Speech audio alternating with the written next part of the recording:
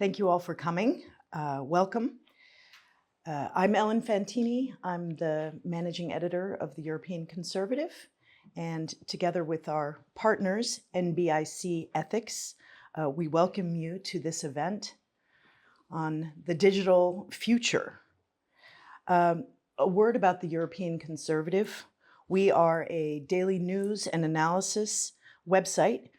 We have an office here in Brussels, and we report from Brussels and around Europe. We have a weekly newsletter. We sponsor events such as this one, and we publish a beautiful quarterly print edition, which you should have found on your seats. We like to say that we are in Brussels, but not of Brussels. We're here to demystify, where possible, the opaque processes surrounding the decision-making here, debunk otherwise unquestioned claims from bureaucrats, and to decode language that is meant to obfuscate, confuse, and mislead ordinary Europeans. When we were conceiving of this conference, a discussion about the digital future, we thought about how let's say the proponents of our digital future always use the word progress. All of this is in the name of progress. On the other hand, skeptics of the so-called digital transition often use the word power, that this is a misuse of power. There are risks of power overreach.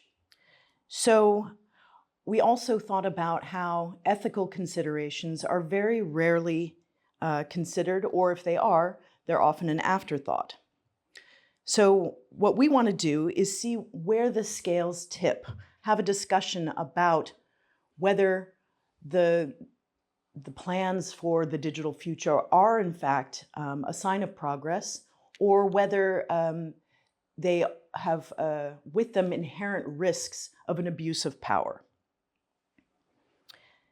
So we'll look at current or proposed legislation, the very opaque discourse that surrounds it, and we'll highlight the potential consequences for the ordinary lives of European citizens in three main areas: culture, education, and the economy. So with that, I look forward to hearing all of our panels. I know you'll enjoy them very much. We'll start with the panel on culture. Our moderator, Sebastian Morello, will lead the discussion. No, excuse me, it will be Carlos Perona. My mistake, sorry.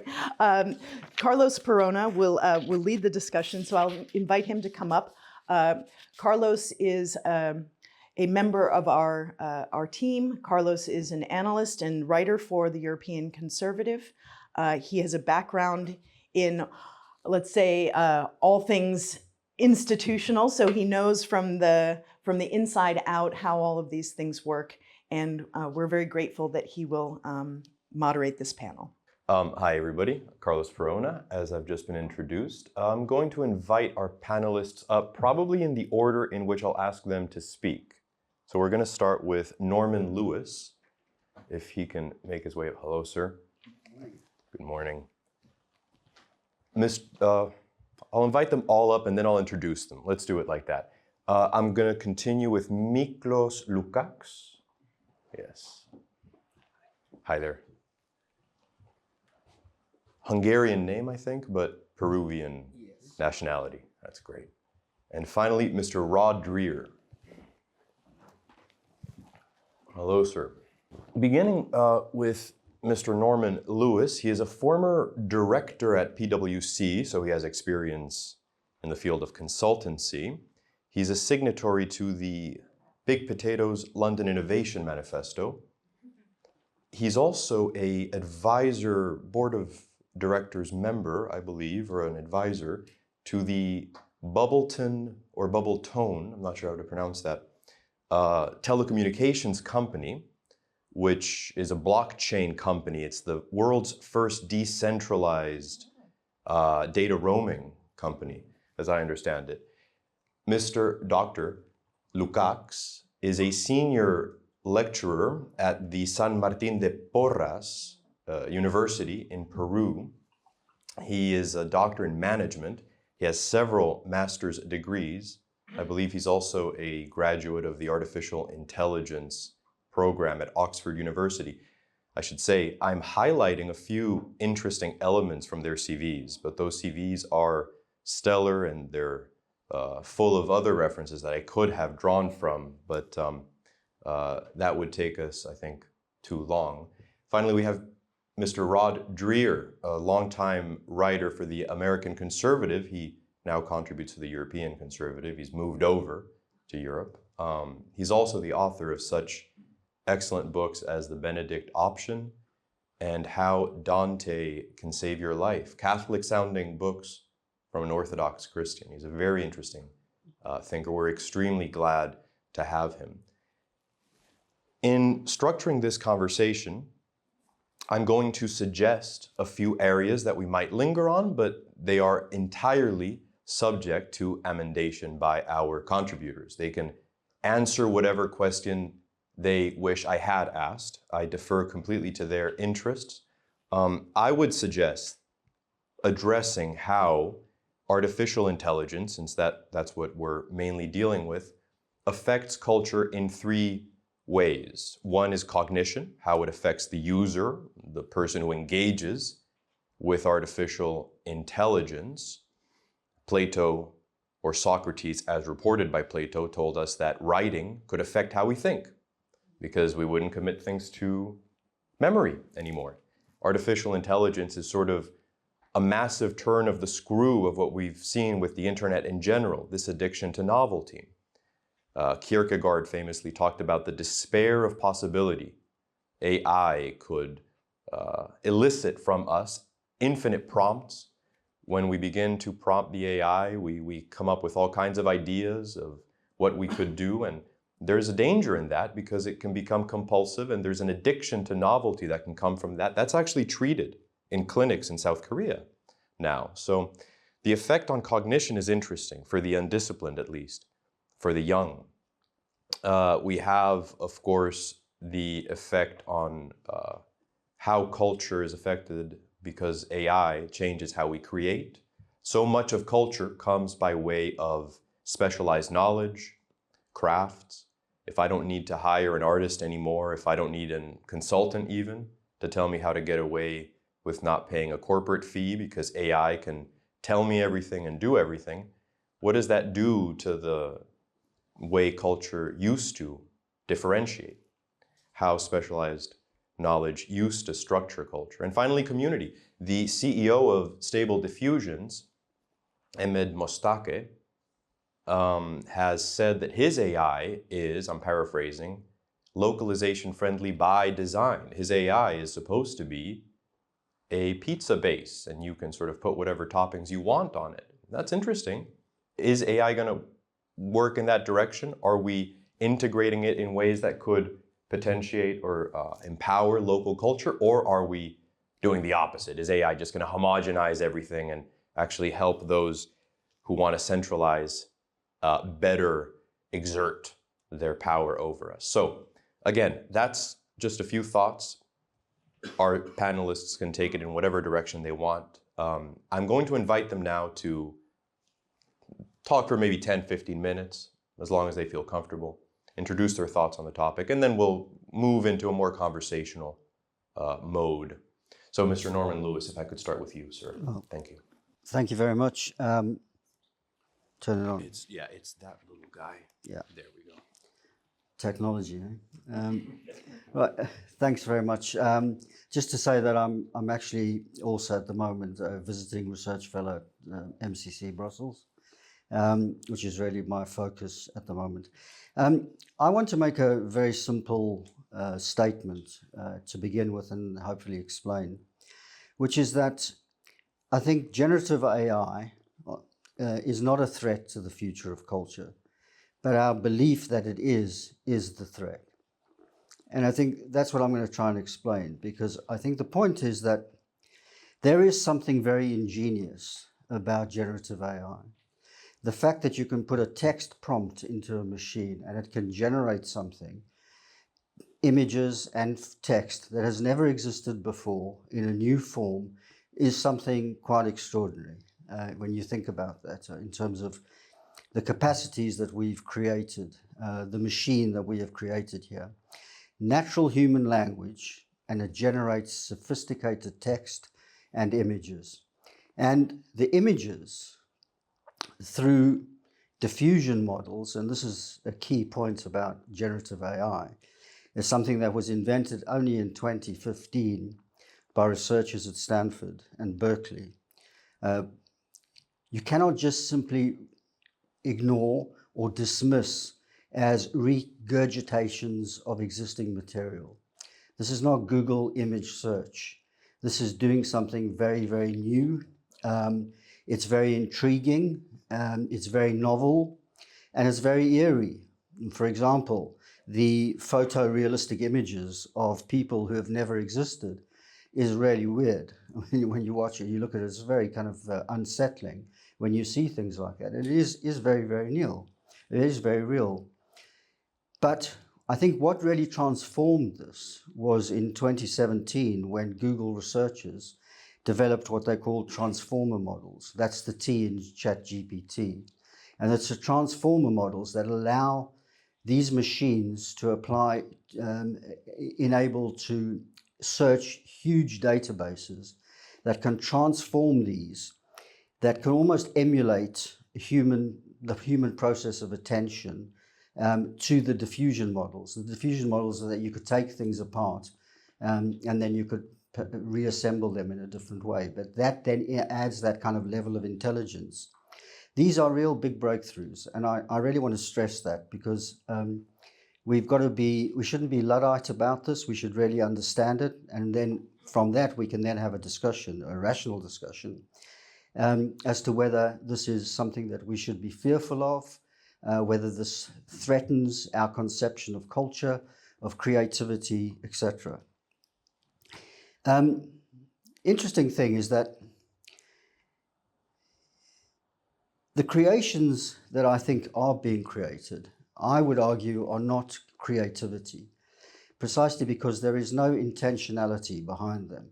There is no agency. There is no attempt to even understand the parameters of what they are pushing against. So there's nothing that they create unless we ourselves allow it to be the case, that it will cause us to question the meaning of culture or the meaning of an artifact, of an image or text. I want to read you a quote, and I'll be really intrigued to know, probably you'll know about this because you're a man from Oxford, but anybody can tell me who wrote this. It says, "There's no pretensions whatever to originate anything. It can do whatever we know how to order it to perform. Its province is to assist us in making available what we are already acquainted with."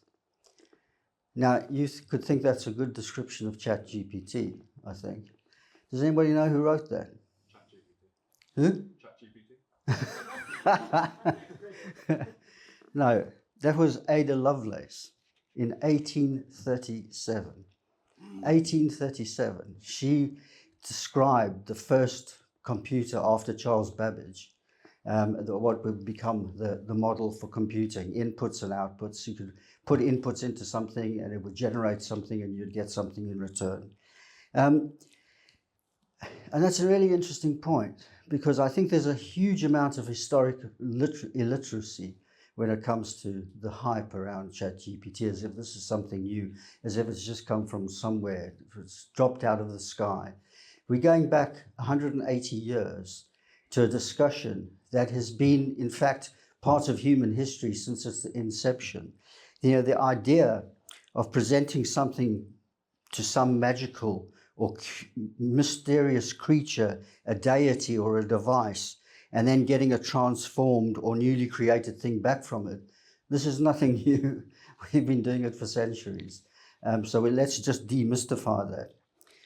Today we call that submitting to inputs, or in the case of generative AI, the prompt and the thing back being the output. And that's what we're seeing in ChatGPT.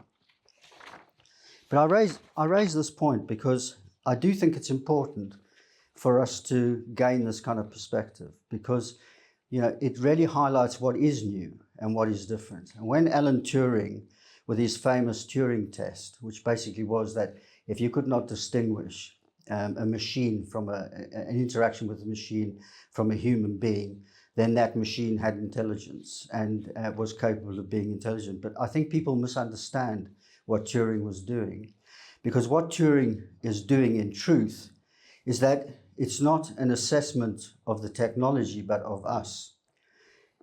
If we lose the capacity to distinguish ourselves and one another from machines, then in some sense, it is we who have failed the test rather than our machines that have passed one. And I think that really is a very, very critical point for me, because if generative AI unsettles us, if we're really concerned that this is going to destroy, Hollywood, the future of movies, whatever, the scripts and everything, then I think our attention and our judgments were already wanting. That we were content to behave like machines or treat other people like machines until, in fact, it became feasible that we were literally talking to machines. And then all of a sudden, this is the new reality and this is what's determining. If aspects of our behavior, communications and creations can now be emulated by machines, then perhaps we need to rethink or use this as encouragement to behave and communicate and create differently. Raise our game would be my answer to this, not succumb to it and it's some kind of fatalistic inevitability. So what is generative AI telling us about ourselves or the future? I think this is a very relevant question. I'd say at one level, it's telling us nothing, because it has no capacity for conscious volition. There is no agency. There is no intentionality behind this technology. And of course, we could have a very interesting philosophical debate about whether these machines ever will gain that capacity in the future. I believe that they won't, because I don't think, creating these machines, I think we've got a very good way of creating intelligent machines. It takes 9 months. It's quite pleasurable. But we create human beings, and it's the human capacities that we really want to. It has no self-awareness, no agency. It has no willpower.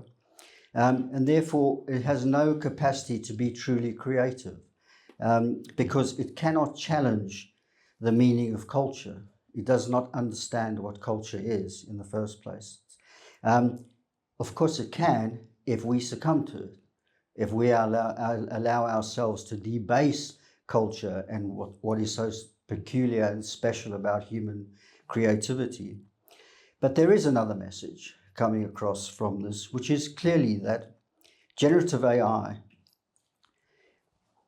challenges us to raise our game, I think, which is a great thing. We need to raise our game, not diminish what it means to be human. That is the message, I would argue, for the future. And we should therefore welcome generative AI. I think it's got a fantastic potential as an adjunct to human consciousness and problem solving, because after all, we are the only creature on Earth that makes culture. Thank you.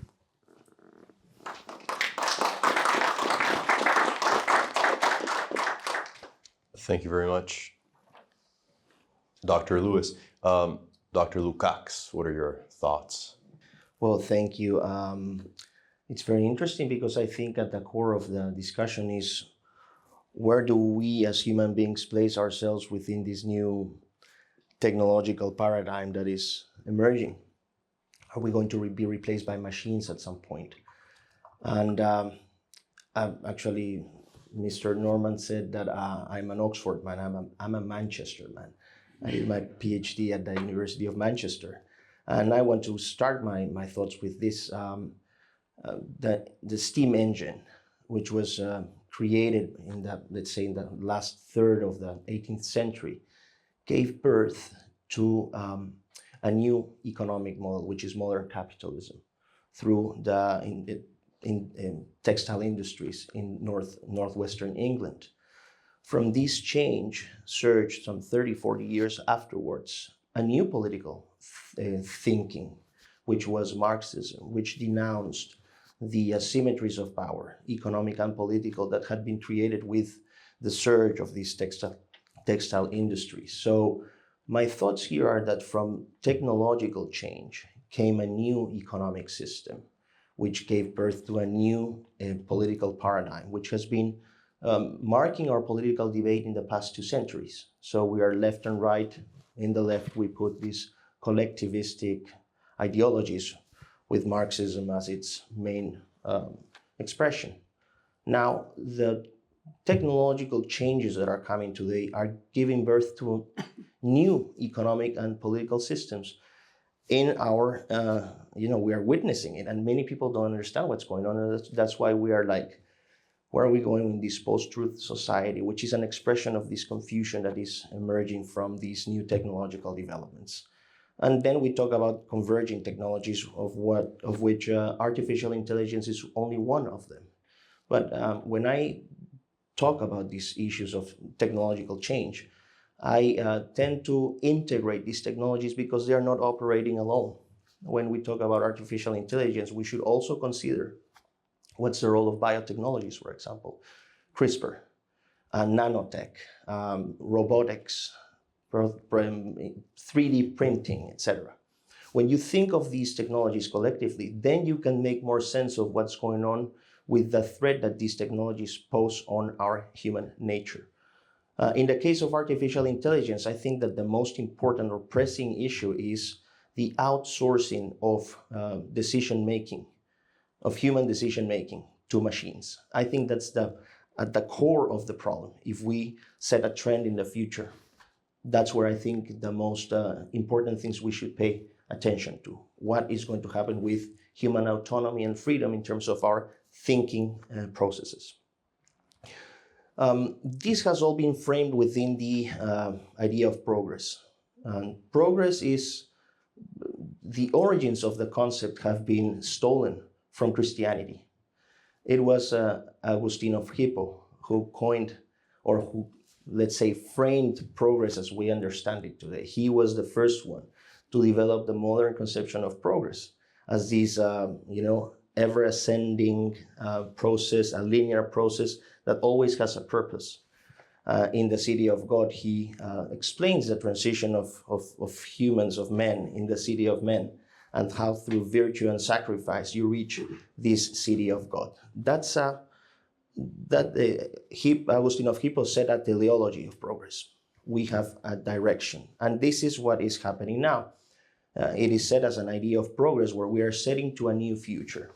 The problem was in the 18th century, this was a break, that the idea of progress was stolen from Christianity through the Enlightenment.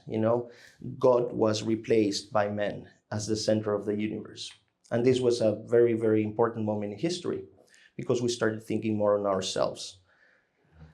Now, the problem is with this thinking is that the current idea of progress has also a teleology, but it is more pessimistic. We are facing a series of challenges, on top of which is the environmental agenda, or what some of us would call green terrorism, which says that if we are not going to do anything about our planet, climate change will come up, and by the end of the century, we will almost be dead, or, it's a very cataclysmic future. Alongside with this environmental agenda come all other challenges. For example, population, the population increase, feminism, LGBT and trans rights, animalism or speciesism. Sorry, it's very hard for me to. Speciesism, thank you very much. Speciesism, euthanasia, and all these agendas that target men directly, target the human being directly. We start with one very subtle thing. For example, by naming artificial intelligence as intelligent. That we are humanizing technology there. Without it being human, actually human intelligence is extremely more complex than processing data. We are talking about different kinds of intelligence: intrapersonal intelligence, interpersonal intelligence, musical, natural, kinesthetic, or we would say, how do we position and move around in the world? These are other intelligences that the machine cannot actually process. And in this, I am in line with Professor Neil Ferguson, who said we are humanizing AI by calling it intelligent. Now, this goes to a more complex layer by humanizing technology. Yes, we are humanizing technology. We are humanizing animals. When you see all these little videos on TikTok or Instagram, where Porky the pig and Max the tiger run together, and there's a piano music behind. It's creating the idea that animals are virtuous, animals are nice. They just teach us how to be together. But on the other hand, because of these agendas that I have mentioned, humans are nasty and are destructive. So let's start hating our fellow humans, and let's start loving everything else. This is in line with what I was saying of humanizing technologies. We are humanizing also animals, or not humanizing animals. I would say we are elevating the moral condition of animals. We are elevating the moral condition of robots, or even avatars. When we talk about the metaverse, oh yes, you can have families on the metaverse, and you can have Tamagotchi babies on the metaverse. We are humanizing avatars. We're humanizing technology. We're humanizing animals, but we are morally degrading humankind. And that's a very, very tricky issue, because if you level the moral field, what will happen is that what you can do to animals, you can do also to people. And if you have granted rights to people, you also have to grant rights to animals. And this is quite, this makes us think. There's a philosopher at the University of Amsterdam. Actually, he's now the Rector Magnificus. His name is Peter Paul Verbeek. He already talks about moral materialism. He's trying to assign morality to things, to technologies. And this is very disturbing. If you assign morality to objects, basically you are recognizing that those objects at some point may have agency. Oh yes, things can think for themselves. Technologies can think for themselves. Well, artificial intelligence can think for itself, but is it actually the case? If we moralize technologies, then we will also, we will level the playing field not only with animals, but also with machines. And what's the place of human beings in this scenario? What's the new culture? A new culture where human beings perhaps stop being human beings, and we stop having names. And if we think even more in the future, and we start thinking of systems like the Internet of all things, then things start to make sense, because in this system, we will be undifferentiated from animals, from things. It would be more or less in the line with what Bruno Latour, the French sociologist, penned as the actor network theory. We are just elements in this system, but we have no more names. We just have codes or sensors. I think that these issues are not spontaneous. When we're trying, well, not when they, and when we think about they, we think about big tech companies, we think about big finance, we think about government, supranational organizations, the European Union, who are pushing these narratives of dehumanizing human beings. And this has a purpose. What is going to be the place of human beings in this new technological world? So I would just leave those thoughts, and I would just close with this. In the case of artificial intelligence, then, I think there are three important questions. The first one, are we working with this technology? Are we working for this technology? Or are we working against this technology? And the answers to these questions will depend very much on our position in this new political and social structure that is being created. Thank you.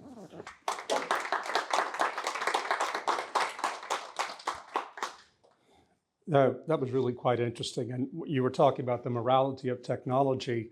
I was reminded of how ChatGPT, when it debuted, it came out with this veneer of neutrality. But as we quickly found out, there were some things it couldn't say or it wouldn't let itself say, and some thoughts it wouldn't let itself have. So I think that that's part of the problem here, is that technology presents itself as neutral, but it can't be.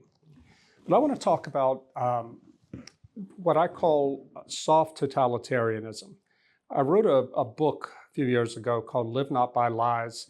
The genesis of the book was that in the US, where I was living then, people who had come to America from the Soviet bloc to escape communism were starting to say about 7 or 8 years ago that the things they were seeing emerging in contemporary American culture reminded them of what they had left behind. They were talking about cancel culture. They were talking about this sudden mass impulse to police thoughts and language, things like that. But they couldn't make sense of it because there were no gulags. There were no secret police. They felt in their bones that something was emerging, but they couldn't see it because it did and it did not compare to their past experience. I figured out finally what the problem was. They were seeing something real, but their idea of totalitarianism was formed by the Soviet Union and by George Orwell's 1984. In fact, what's happening is the emergence of a totalitarianism that's much more like Aldous Huxley's Brave New World. And that's a softer totalitarianism, a tech-driven totalitarianism. I don't know if you've read the book or remember the book, but in this world, this dystopian world, everything is taken care of. It's an advanced technological society. You're never bored. There's always sex available for you, always entertainment, drugs to keep you happy. The world controller for Europe in the book calls this Christianity without tears. What he means is this is a frictionless world, a world in which nobody ever has to worry about anything. There is a dissident in this world, and he's called John the Savage. In the novel, John was raised outside of this society on a former Indian reservation. And the only thing he's had to read were the collected works of Shakespeare. So he's brought before the world controller for Europe, who doesn't want to torture him into conforming to this world. The world controller for Europe just wants to know, why wouldn't you join us? We have everything you could possibly want here. You could be totally comfortable for the rest of your life. Well, John the Savage says, that's the problem here. You're all too damn comfortable. And he says that John goes on to say that he wants God, he wants love, he wants poetry, he wants sin. He wants all of the things that come out of a culture of friction, of the struggle of each human being with his or her limitations. And Mustafa Mann, the world controller for Europe, says to him, you know what? You can have it. You're welcome to it. And he curses him, Mustafa Mann, by saying, it sounds like you're fighting for your right to be unhappy. And John says, yeah, that's it. I'm fighting for my right to be unhappy. That's when Mustafa says you can have it. I think that this is the world we've created today. And it's a world that, as Miklos says, it's not simply a matter of technology. Technology is part of this overall culture. Digital culture is both produced by and producing this anti-culture, a culture where true human culture can't form because digital culture has erased our sense of time, erased our sense of memory. There is a reason why totalitarian regimes always try to gain control of a people's collective memory. Because if they can erase certain aspects of the past, then they can create the future. I remember being in Moscow in 2019 interviewing an elderly man, he has since died, who was a dissident under communism. And he talked about growing up in the 1930s and 1940s and about how anything before the revolution was completely off limits. You couldn't find any books in the libraries or in the bookstores about pre-revolutionary Russia. And he said that they managed to do a very good job of erasing the memory of generations. I think that's what's happening now with tech. And it's not, the thing about it is it's not being forced on us. We're choosing this. I have an essay in today's European Conservative about a book by an American philosopher, Anton Barbecue. And Barbecue, his book is called The Web That We Have Made. It's thoughts on digital culture and what it's doing to our humanity. Barbecue said something really important in the book. He said, quote, "Once friction becomes optional, it is no longer a living option." What he meant by that is when things become hard, humanity will always, always, always choose the easier route. And this, I think, is the real danger, not just from AI, but from tech in general, from digital culture in general. It gives us this feeling, and I'm part of it too, we're all part of it. It gives you a feeling of autonomy, radical autonomy. You get to decide what you pay attention to, but what does that autonomy ultimately mean? Where does it lead us? People more and more seem to not care about what is real and what isn't.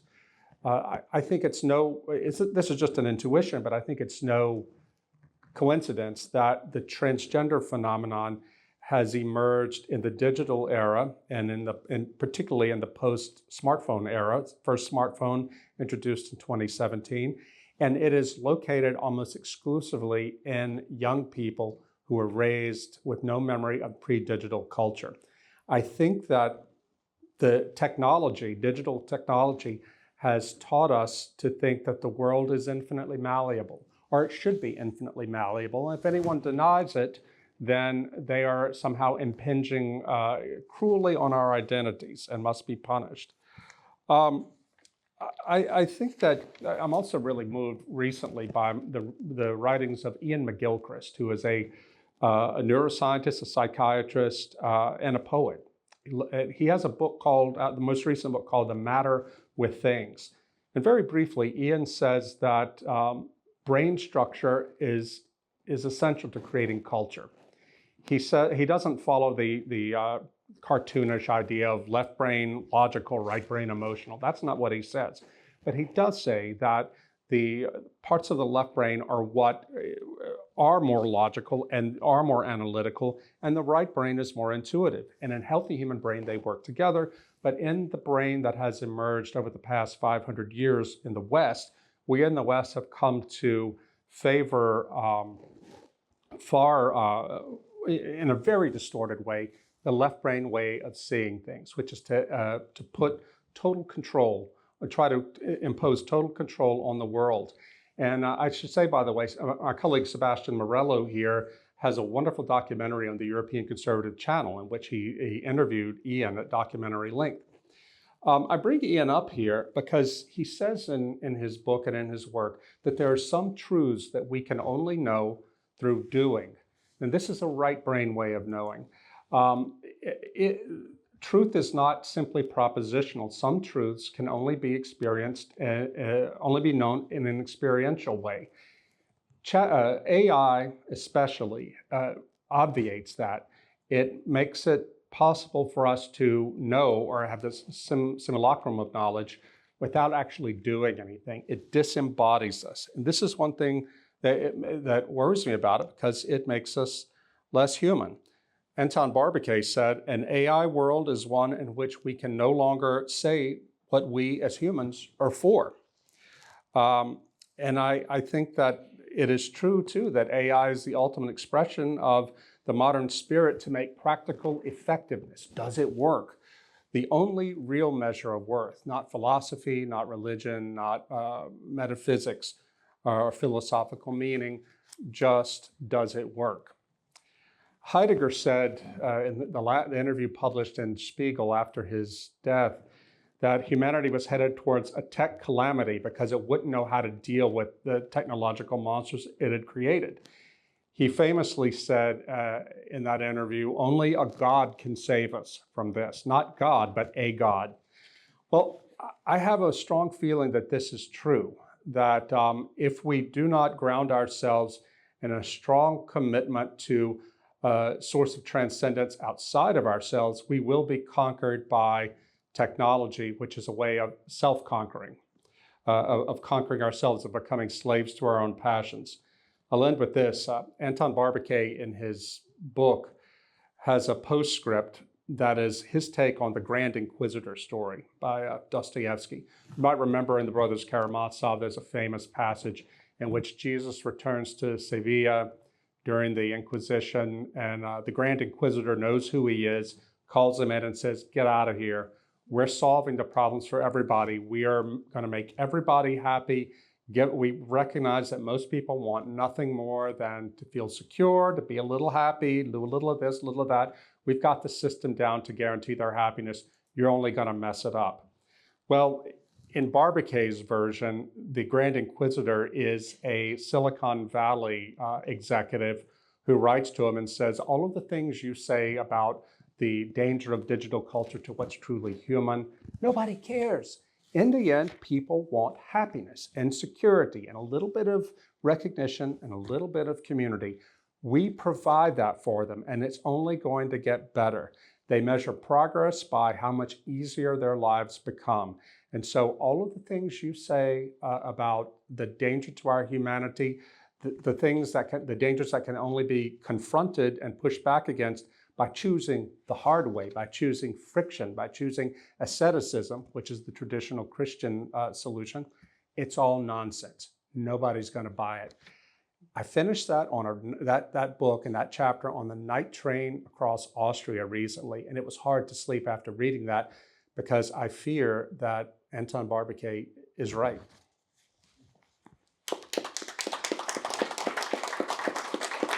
Okay, let's all go get a drink now that we've... Thank you very much. Before I ask my questions, I should say, if any of our speakers wants to address anything that's been said or at any point has an interest, you can just sort of signal me and I'll give you the word. No.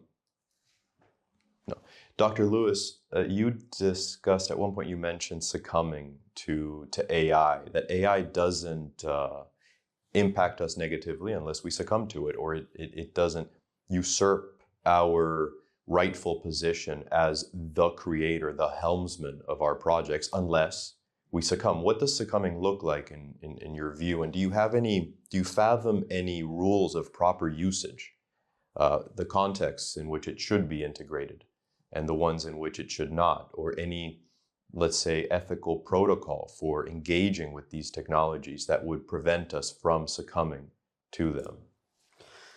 Well, I suppose, I think a lot of what was said to some extent is already succumbing.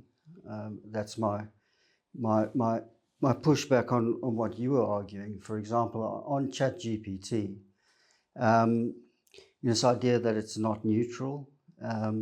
When you actually look at the research that's been done on this, particularly, what's his name, Kevin Roose, the guy from the New York Times who did that big expose and came out and said, ChatGPT told me to leave my wife, and and you think, oh my God, where did that come from?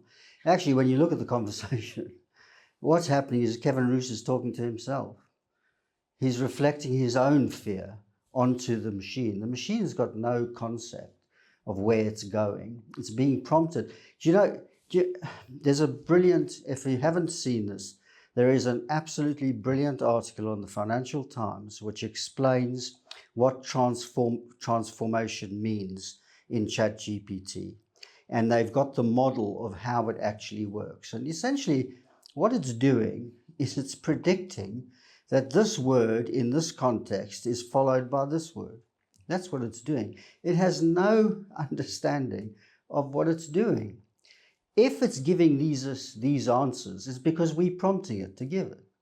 So the problem here is not ChatGPT, it's Kevin Roose who is fearful of this technology, and he projects his own concerns onto the machine, and then it comes back, lo and behold, it answers him what he's looking for. And you watch the conversation, he prompts it all the way down, and then he sits back and he says, oh my God, it's telling me to leave my wife. And it's him. It's a mirror. He's talking to himself. He's not talking to an intelligent being. But he wasn't the one I was thinking about. I was thinking about how some people put questions to it that would cause negative reflection on things that are important to wokesters, like on race and crime or all kinds of things that are of interest to conservative people, ChatGPT would say, no, this is beyond my ability. You put the same question using different inputs in it that are congenial to the liberal political vision, and it was happy to answer those. That's the sort of thing I mean. Yeah, fair point. But you know, if you believe this, right, you know, I use ChatGPT now. In fact, for most of my research now, that's where I start. I ask, you know, give me a quote on blah blah blah, and then you follow it up and you say, well, can you give me the reference to that? And then it comes back and says, oh, I'm sorry, but this is license, poetic license. And so you realize all the crap that is spewing out at you, you've got to go and check, right? And we know that as adults, you know, that we don't believe, you don't believe everything everybody says to you. You're skeptical, you develop a critical capacity. My point is that if we forget that, then this thing has got this intelligence. You know, and I think the point that was made that it's not intelligent. The point I'm trying to make, and this is where I do object to this kind of techno doom laden conversation, because, you know, somehow we've become slaves to the machines that we have created. You know, it's very, very simple. Turn the damn thing off. You know, it's quite a simple proposition. Now, I know it's very difficult to do that. That's not simple Yeah, at all. I know. But the point I'm making is that you have the ability to control these things. There's nothing like, you know, the technology, my Lord, made me do it. You know, it's that kind of, if any of that ever becomes the reality, then all it is it's us adults behaving like children. Right? Saying, you know, it wasn't me, it was him. You know, it's like and that's the problem of the world that we're in. The problem is not the technology. The problem are the adults. The problem is the fact that we have now got ruling elites that don't believe in progress anymore. They don't believe in the human capacity to create a better world. They see human beings as the problem on the planet. That we're not the problem solvers, we are the problem. You know, we need to curb human beings, etc. That's the dominant culture we have today. So what do you think our children are learning in this environment? How do you think they are looking at this world? They're looking at this thing and they have become beholden to these machines to the extent because they themselves feel powerless in this environment where they're basically being told that they are, you know, a bit of carbon and a threat to the future. I mean, you know, think about what we're telling our children. And so, you know, I think we've got to get back to basics. And so I wanted to make this point about, you know, you spoke about Christianity and progress. You know, if you think about God, you think about the Garden of Eden, you know, where would we be if Adam and Eve had not been the first people on the earth who transgressed the Apple operating system? You know, we would be living, you know, with fur in fur. We would never have had the need to discover penicillin. We would never have all the wonderful things that human beings have done. But we wouldn't have gotten sick. If you follow the myth out, there wouldn't have been death in the world. Well, then, you know, life would have just been boring. I mean, can you imagine the endless day to day in the same environment, the same food?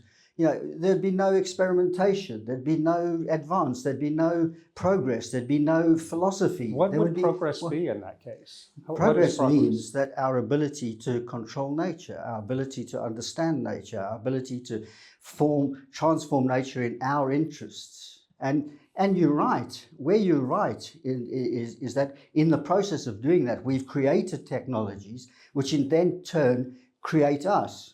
And that's that dialectic in history that's always been, that man has created technologies, the technologies that we advance. From one generation to the next, we build on what came before us. And we have this belief that what we can do is solve the problem. So I, for one, am not afraid about climate change because I know that we have the capacity to solve this. You know, look at what's going on with nuclear fission.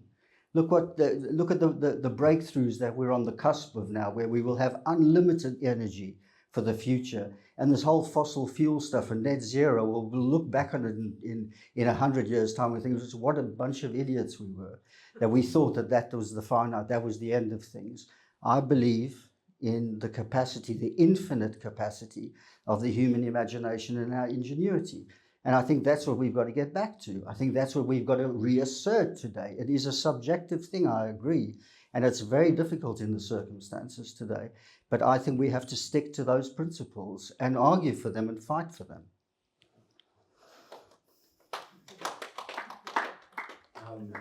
If I may, I think there are two very interesting visions here. I see Mr. Davies is more, he's in a techno-optimistic camp, and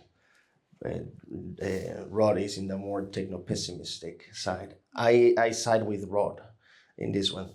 And I think we are, it depends on what approach you have on technologies. You can have this analytic approach where you focus on the technology itself, or the more humanistic approach where you focus on the impact of technology and its relationships with human beings. I think we're moving towards what very, very serious thinkers like Lewis Mumford or Jacques Ellul were thinking in the 1930s, 40s, 50s, where society is efficiency driven. It's not moved by love or by virtue, by sacrifice. It's moved by efficiency. And this process was already observed by people like Karl Jaspers, you know, this efficiency-driven society which mechanizes the masses. We're mechanized masses. And yes, it's true, technology has given us objective indicators of improving our lives. We live more, we live better, we live more comfortable. That's undeniable. But on the other side, we are also giving up our human traits, what makes us human, decision-making powers, for example, our human nature with the trans agenda, which is not a spontaneous agenda of diversity, inclusion, and equality, but I think very firmly that it's oriented towards this idea of population control and ultimately the outsourcing of human reproduction to technology, which is, I think, an even deeper problem. And I would like to focus on this, and then I will give the word to Rod. We think of what's our position in this world, in this new technological world, and we have to think about human nature necessarily. Where is human nature placed in?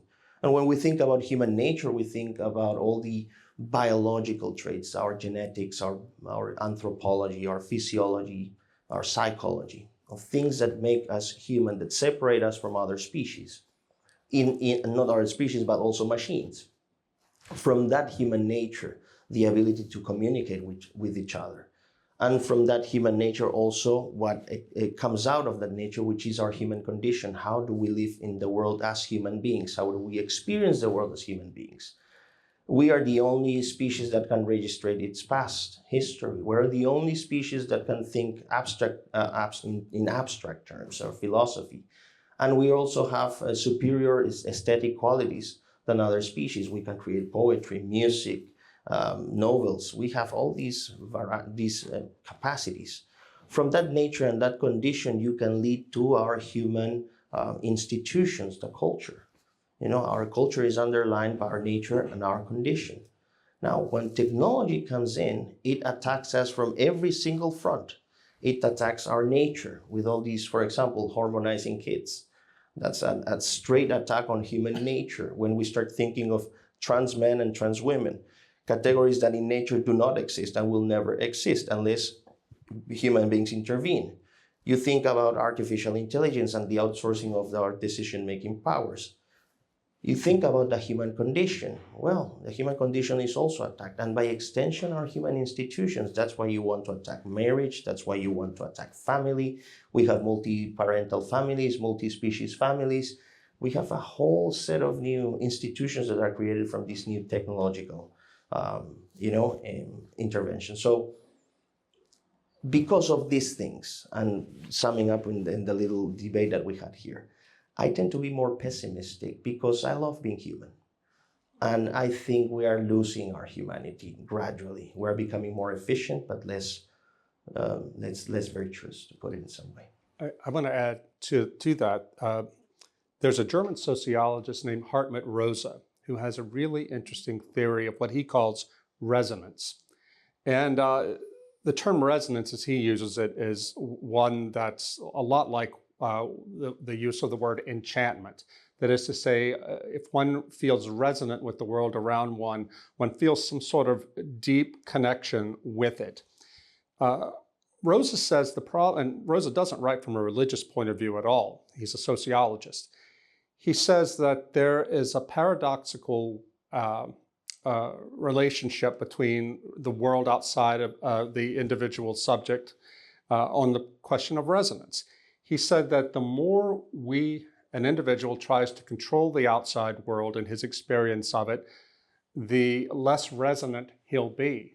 In other words, if you gain total control of a person or a place, a thing, it loses all its mystery and it becomes very difficult to love. Rosa says that the ideal place for us to be is in relationship with it, and that can include some mastery on the human side, but it always has to maintain a certain distance from us so we can resonate with it and care for it and love it. Otherwise, we will treat it as nothing more than raw material upon which we can impose our will. And that's what I think that the modern world is trying to do, is to play God in the sense of bring everything completely under our control.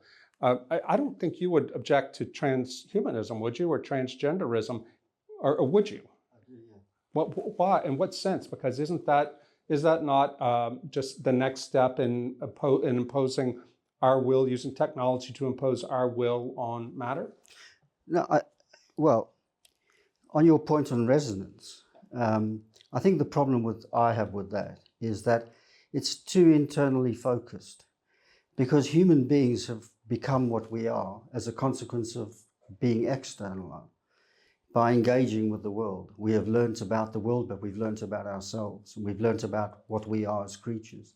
And it's only through that and the constant reaffirmation of that through every generational and technological change over history that we have elevated ourselves to the point. Now, the problem we've got my problem with all of transhumanism, that whole discussion, is that it's resonant today precisely because we have lost faith in human agency.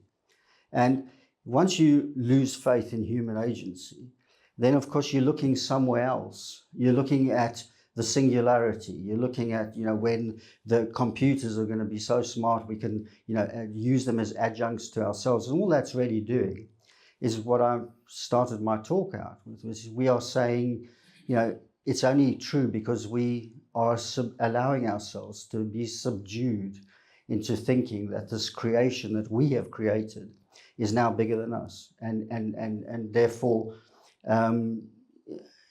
we can no longer control this. And that's a kind of, for me, it's a kind of form of alienation. It's not a form of control. I think it's a false prophecy. I think it's precisely because once you move away from human agency, what have you got? You've got matter. You've got unintelligible matter. I want to say, bring this down to an everyday level about what technology does, how there's no such thing as pure progress. I work from home. I've worked from home as a writer for a couple of decades now. And I remember when I was living in my city in Louisiana, I was online all day long. I had so many intimate conversations with friends in Europe, friends in Canada, friends all over the world. And yet I did not know my neighbors at all. And that was a normal condition for a lot of people. We just don't know our neighbors anymore. So if I talked about my community, it would be this virtual community of people in Europe, in England, in Canada, all over America. But if a hurricane came, those people can't get to me to help me. The ones who could help me would be my neighbors. And so I would say that definitely the advance of the internet, digital culture, had enabled me to work from home, to work from anywhere. It's why I live in Europe and work now. And yet the cost of actual human face-to-face contact was pretty significant. And I only bring that up to say that this is one of the reasons I hope I'm not totally fearful and a Luddite about technology, but I see us becoming, the more and more we become integrated with digital culture, from which I greatly benefit, admittedly, the less and less human everything seems. Thank you.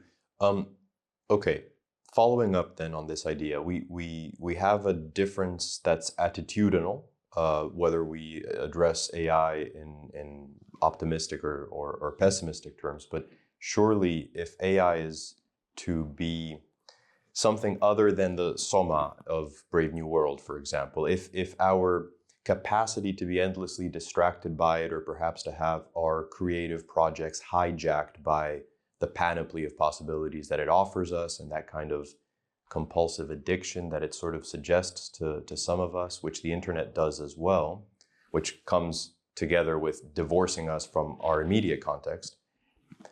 And if politics is to be structured in terms of that dichotomy to some degree, which I think Dr. Lukács suggested, then we need to have some idea of what a healthy rapport with new technologies looks like. Perhaps that looks like creating local neighborhood internet portals. So a lot of what you're getting is from your local community, maybe, I don't know. But do we have any ideas in that direction in terms of the practical application of technology in ways that are edifying and that avoid the negative potentials latent in it? Well, I don't know if my response is going to address directly what you are saying, but I mean, ways, you will always find ways on how to reconcile technology with our humanity, let's put it this way. But we have reached a point where we not only want to use technology, but be replaced by technology. When you mentioned transhumanism, it's the most anti-human idea. It's anti-humanist. It poses us this situation where, you know, we're so inferior, so fallible, so bad that we need to be absolutely changed in the name of progress. So it's the first idea. It's the idea of progress that we are going to progress and we are going to reach this material wealth and we are going to reach this level of domination of nature. But the main condition is that you stop being human. So how do you improve something by destroying it? It doesn't make any sense. In terms of what you said, first things I would say we are in desperate need of appreciating our humanity again. And part of that goes to our transcendental nature. When we see religion, you know, we see Christianity demolished intentionally by the Western world in these current times, we are destroying ourselves also. How do we recover that human dignity, our human values, what it means to be human? Christianity is the reminder of that. So I'm not very optimistic in that sense also. Well, I think there's a number of different things that are being conflated, and it's very difficult you've got to tear these things apart, I think. So on the one hand, you know, the fact that we have this thing called the internet, and we have this capacity to link billions of people. I mean, just think about the billions of people that are on Facebook. You know, the problem is not that those people are connected and they're not neighbors. The problem is the kind of crap that they're doing on Facebook. You know, it's kind of like sharing videos and, you know, the young people, you know, looking at their screens, exploring their identities and blah, blah, blah. Whereas they got this most magnificent technology in their hands, which is accumulated of centuries of discovery and knowledge and extraordinary ingenuity in the human capacity. And what we're doing, we're exploring how our sexual identities and our cat videos and what we had for dinner and all of that. In other words, what I'm saying is that the problem's not the technology. The problem is the aspiration. The problem is what we think we can do with this. I, for one, think that the fact that we have, you know, the idea that something like ChatGPT is super intelligent. I mean, moving from what it is today to become super intelligence, where we have this super intelligent computer, which is basically billions of people connected. So from my point of view, let's have another billion people on the planet, because that's another billion brains that can solve problems for the future. Cat videos. The point is that, that depends what we do with it, right? It's a simple choice, and to see this as a problem and to counterpose community or whatever. I think you raise an important point about that. I do agree there is a problem there, but that's not because of the technology. I think that's to do with the loss of faith in people, in the communities, in our systems of belief in things like the nation state, in what binds us together, what morally compels us to look to each other rather than anything else. I think that was what we've lost sight of. And I think all those things, for me, I don't counterpose that to technology, because like technology, they are also products of human history and human achievement. We have to go back to that. It's very simple. And it's not by saying, let's reject the technology. When I look at AI, what depresses me the most about this is how backward the discussion is. That all we can think about is what we've got today, as if this is what the future is going to be. I don't think we know anything yet about what the capacity of this computing is going to do for us in the future. Just think about what it's doing. I think you were quite correct to raise things like biotechnology, nanotechnologies, all of these things combined. The world is going to be transformed because of this. The world in 100 years' time will be a completely different place if we get there, if we can overcome these political problems that we have at the moment. My point is that the capacity, the potential of this to be transformative for the benefit of humanity is immense, and we are not seeing it. We are raising all these. We have really become kind of. We are being mystified by the machines we've created. We are almost going back to prehistoric times. No, I think it's very wise for us to be concerned about technology, because especially the more transformative a technology is, we can't really be sure of what it can do to us until we're well along the road of engaging with it and accepting it. For example, I'm old enough to remember when the internet came out. We were promised that we would be connected all around the world, and that really has happened. And I've benefited from it professionally and personally. But as I said, the downside is you don't know your neighbor. And this has practical consequences. Right now in the US, the surveys show that the loneliest generation in America is the young Generation Z, the Zoomers, the most connected, the ones who are most connected via social media. But it's only a fake connection. It's not a connection that is real. And similarly, as I mentioned in my own case, I am very well connected to people who care about me and to whom people I care about, but I don't know my neighbors. And this has real political impact. There's a reason the United States, people are at each other's throats now, because we have been trained by our technology. I'm not saying this is any malicious, someone sat there and tried to program us to do that, but we've been trained by technology to only seek out opinions we already agree with. It's not the left versus a right, it's both left and right. On a more personal level, when I was in Budapest doing my research for Live Not by Lies, my assistant who was translating for me, we were on the tram and she said, I'm really struggling with my friends. She's a Catholic, mom, wife and mother. She said, when I tell my friends that my husband and I are fighting, they say, oh, you have to get a divorce, go back to work, you've got to be happy. She said, I try to tell them, wait, I am happy, but a happy life is not one without struggle. She said, none of them seem to understand that. And she said, I'm talking about fellow Catholics too. They feel like that if you've got anything in your life that makes you anxious, that you have to get rid of it at all costs. I didn't understand it when she told me this, but I think since then I've come to believe that this is just part of consumer culture, a part of what tech does. It makes us think of any friction in life as a problem to be solved, and that it can be solved, it should be solved as quickly as possible with no real understanding of what's human. Well, can I I just want to make a point to illustrate the point I'm trying to make, which is that, this idea that the technology forces us to do certain things, I think that's wrong, because technology doesn't work like that.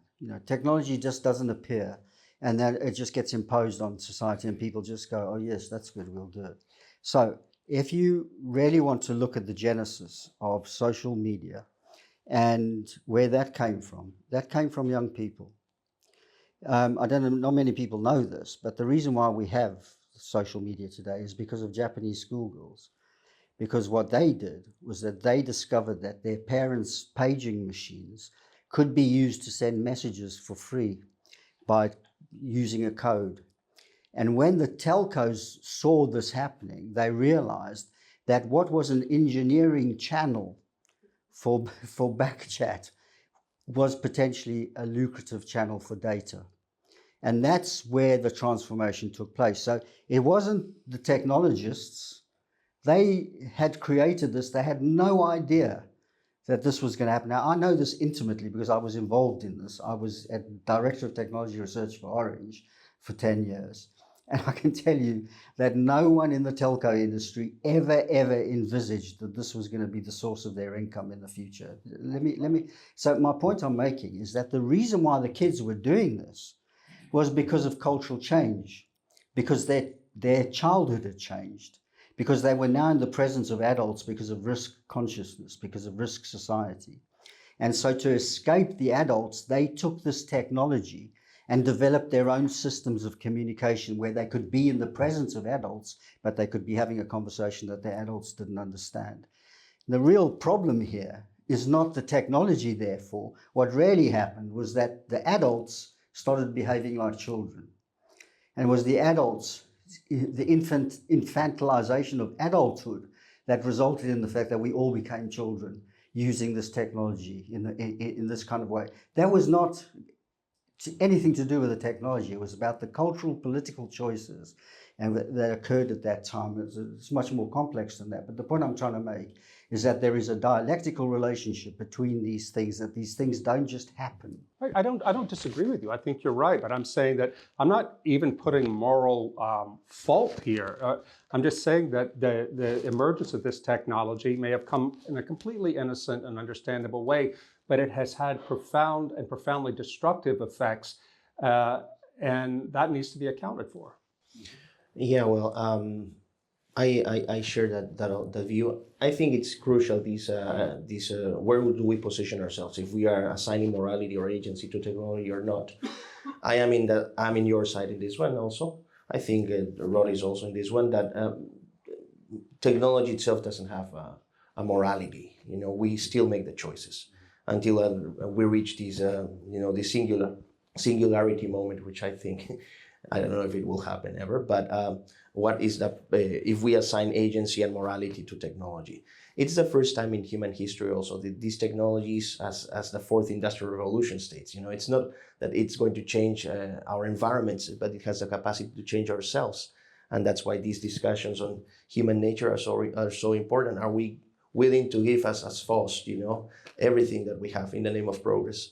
That's one of the significant issues here also. And in terms of transformation and of what's coming next, also in the realm of politics, as you were mentioning, I think also our ideologies that were emerging, starting in the late 17th century with John Locke and English liberalism, with all these isms, conservatism, nationalism, libertarianism, socialism, they are not well prepared to address the political and economic debates that are going to arise in the 21st century, starting with the idea of what a human being is.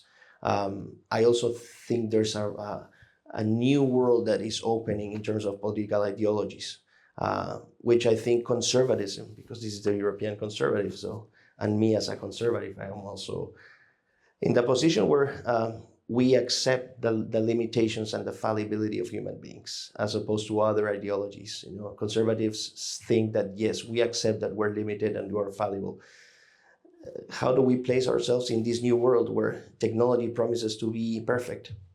So this is also bringing a new set of political ideas. Actually, I think it's important to bring out this, what's the opposition to transhumanism as an ideology of this new man, and coming up with new ideologies like bioconservatism, for example, which is it's not only a political and economic stance, but an anthropological stance on, and a political defense of that anthropology. Two issues sort of emerge in my mind to do with the coming about of social media by way of Japanese schoolgirls that Dr. Lewis mentioned. Would we be wrong to assume that the cultural change that brings about a technology conditions that technology permanently? In other words, would it be reasonable to say, yes, it emerges from a cultural change, even one that we consider negative, but the technology could be used in malleable ways and in positive ways?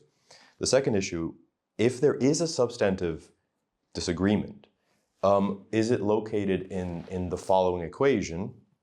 The use of technology is conditioned by culture. Culture, in turn, is conditioned by the technologies we have available to us, but to what degree? In other words, is technology fundamentally downstream from culture? What we need to do is address the culture, and then our use of technology will change as well. Or is it so enmeshed in culture, and there's so many elements of culture that are downstream from technology that we actually have to address our use of technology first, right? What do we prioritize? If you have any thoughts on that. Well, that's a huge topic. We have only 5 minutes, but I'll be very, very brief with my remarks. The sociologist and cultural critic Philip Rieff, very profound man and a prophet in the 1960s, an agnostic Jew. He wasn't writing from a religious point of view, but he said that prior to the 19th century, Western man was driven by religion. What he meant was by reference and understanding himself by reference to something outside of himself, handed down either by the Bible or by philosophers, something transcendent. But that changed in the 19th and 20th centuries, he said, and now we are psychological man. Psychological man is one that doesn't seek ultimate virtue and truth necessarily. He seeks what works, what relieves his pain, his anxiety. And this, said Rieff, has caused us to create what Rieff calls an anti-culture. That is to say, a society in which culture can never coalesce. Because in Rieff's idea of culture had to have, whatever culture it was, had to have thou shalt nots. That was just his general theory of culture. We live in a culture where you can't say thou shalt not, because if it can be done, it will be done in modernity. And so I think that there is, of course, a dialectic, as Norman said, between technology and culture. That's just an ineradicable fact of life. But what worries me is that I fear that we collectively have surrendered ourselves as psychological man to our own passions, and therefore when technology can express those passions and relieve any of our anxieties, we're going to accept it if it works, whether it's right or wrong. We'll lose any track of what is right or wrong, only what works. Well, I will close on the same line. I think it is a moment where we have to think deeply about our humanity and what separates us from technology. What are we expecting from technology if we're heading towards this efficiency society, or if we want to bring up more our human traits and our virtues? To use technology in that sense, I think would be the way to go. But that's when my pessimism comes into, because I see the new generations and what kind of uses they are giving to technology, and it is not very promising, to be honest. Wisdom of the masses. That's the solution. I think despite everything that we've discussed about how this technology is determinist, etc., just think about the Brexit vote. Despite the fact that there were Russian bots, there were disinformation, there was blah, blah, blah. Just think about the social media messaging, the fear of what had happened? The majority of people acted in their own interests. They understood, what was at stake, and the largest democratic mandate in the history of the world voted against, the status quo. Now, there's the faith. That's the point I'm trying to make about people, right? At the end of the day, it's about people and about people understanding what their real interests are. When the issues are very clear, when the stakes are high, we can rely upon the good instincts of people, right? And that's, at the end of the day, is the only thing we've got. And so, if we do that, then I think we will get technologies that will serve us rather than the other way around. So this idea that we are beholden now to big tech, that it's, and of course it's unaccountable. It's about as unaccountable as the EU Commission, right? And, here we are in Brussels, the most democratically unaccountable, institution in the world. But that's not because of technology. That's because of the political choices and whatever, political consciousness, the history, blah blah blah. And these things are in constant conflict. Look what's going on across Europe. Look at the rise of populism. Look what's happening with the farmers. Look at the reaction to the environmentalism stuff, etc. Despite the fact that we have this constant message and their attempt to try and control the narrative all the time, people see through it. That's my point. At the end of the day, it comes down to trusting people and understanding that people are the actual technology of the future of progress. It's us. Who are the ultimate deciders and drivers of this. No matter how big these companies are, whatever, us little ordinary people, right? That's where the power really lies. And in fact, history is made up of that, because this technology would never have become what it was without ordinary people, not just adopting it, but adapting it to their needs, which then transformed it. That's the history of technology. And I haven't got time to go into this, but I could demonstrate this to you 1,000,000 times over, how it was an invention takes place here, gets into society, and the way it disseminates across society is that human beings adapted in ways that meets their needs and changes their needs over time. So the real active ingredients in all of this is people and human need, not the technology. And most of the internet is used for pornography. And now people aren't getting married or dating. I mean, it's just... It has consequences, I agree. But, Well, those were our closing statements. Please join me in thanking our panelists. Very interesting discussion. Thank you. Thank you. Hello, everybody. My name's Sebastian Morello. I'm a senior editor and a journalist at the European Conservative. It's my very great pleasure to chair the second panel. Now, despite my own rather exotic-sounding surname, I'm not actually. I don't feel very Mediterranean, and I'm not very good at Latin names, so forgive my pronunciation here. But our speakers are Dr. Alonso Marcos, who teaches history and society classes at São Paulo University. He is a known expert on Central Asia and Islam and human rights, and a regular lecturer and public speaker, and is the author of numerous books and articles. And Ms. Gastui Linares, yes, is that all right? Originally from Guatemala, holds graduate and postgraduate degrees from prestigious institutions. She's currently serving as director of the Acton MBA in entrepreneurship within Francisco Marroquin University of Madrid, teaching undergraduates in fields related to entrepreneurship. So we're going to be talking about the effects of new technologies on education. I think I've been asked to chair this panel largely because I've been involved in education initiatives for a number of years.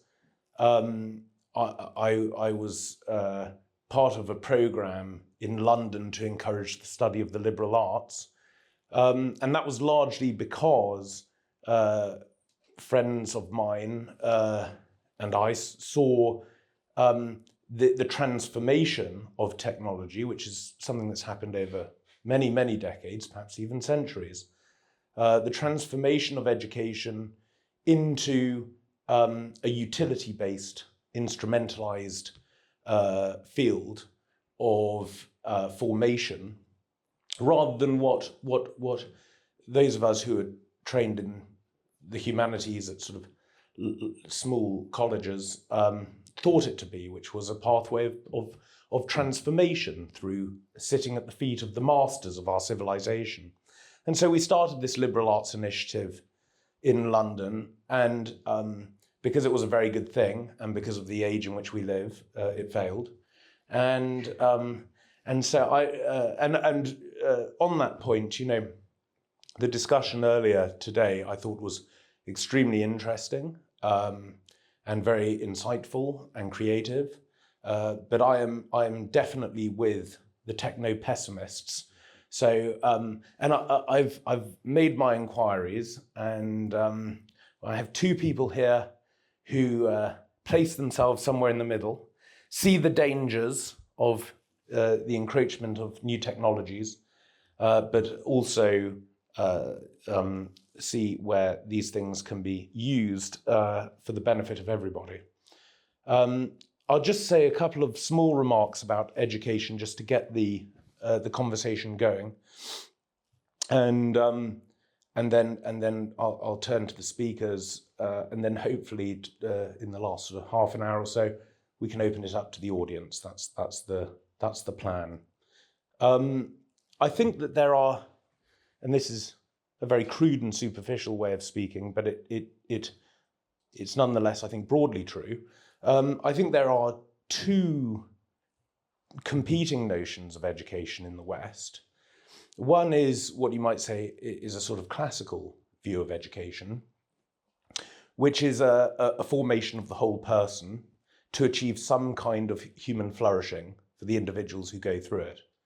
And traditionally, this was based on a sort of tripartite path, which was the temple, the academy, and the gymnasium. That was the kind of classical Greek view, that you formed people in a sense of purpose and destiny through the temple. You formed the intellect and a way of engaging properly and critically with the disciplines of genius through the academy. And you formed people in the world, and you sculptured their bodies, and you got them to cooperate with others for a given end. And you know, those of us who went through the misery of a English boarding school education, that's still how that works. You know, you go to chapel every day, twice on Sundays.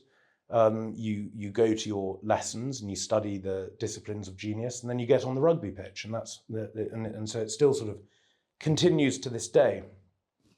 But there's also a Rousseauan conception of education, which is that education is a way by which to emancipate oneself from the prejudices and the tyrannies of society.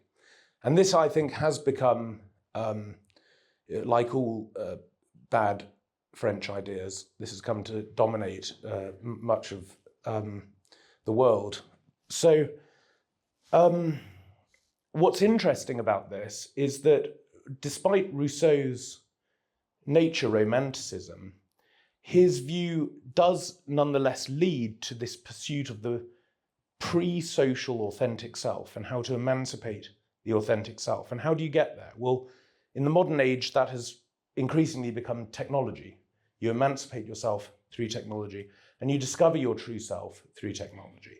And in the age of social media, you can disembody yourself and present yourself as your authentic, pre-social, pre-embodied, pre-historical self through a kind of avatar. Now, what's interesting is that in more recent times, this has meant that nature itself, the word nature, is becoming a taboo word. Slowly, It still has some positive connotations. People still talk about, I like my natural yogurt or something in the morning, but actually, there's a large movement that particularly has grown out of feminism that sees nature as the essential problem from which we need to emancipate ourselves. And of course, this is argued for very powerfully in Simone de Beauvoir. And essentially then, you emancipate yourself from your own nature through technology, and which is exactly what de Beauvoir suggested. And then you find that once you've done that, actually, your epistemic commitments, your assumptions about the world, have been formed by not only your nature, but the civilization in which you've developed. And so you then have to emancipate yourself from your epistemic commitments. And so the enemy then becomes you. And of course, this was the main argument of the German feminist movement, the xenofeminists, who eventually, most of them committed suicide. But they were consistent then. So there is that. And so my worry is that this creative, innovative technology will lead to a kind of paralysis in the end, and not a new freedom and liberation. And that is where I think that if we have a technology-dominated education, where we may very quickly end up. So that's the pessimist position. And I'm hoping that in the course of our discussion, you'll say at least one or two things to disabuse me of such a negative view of the world. Would you like to go first with your comments? Okay. So,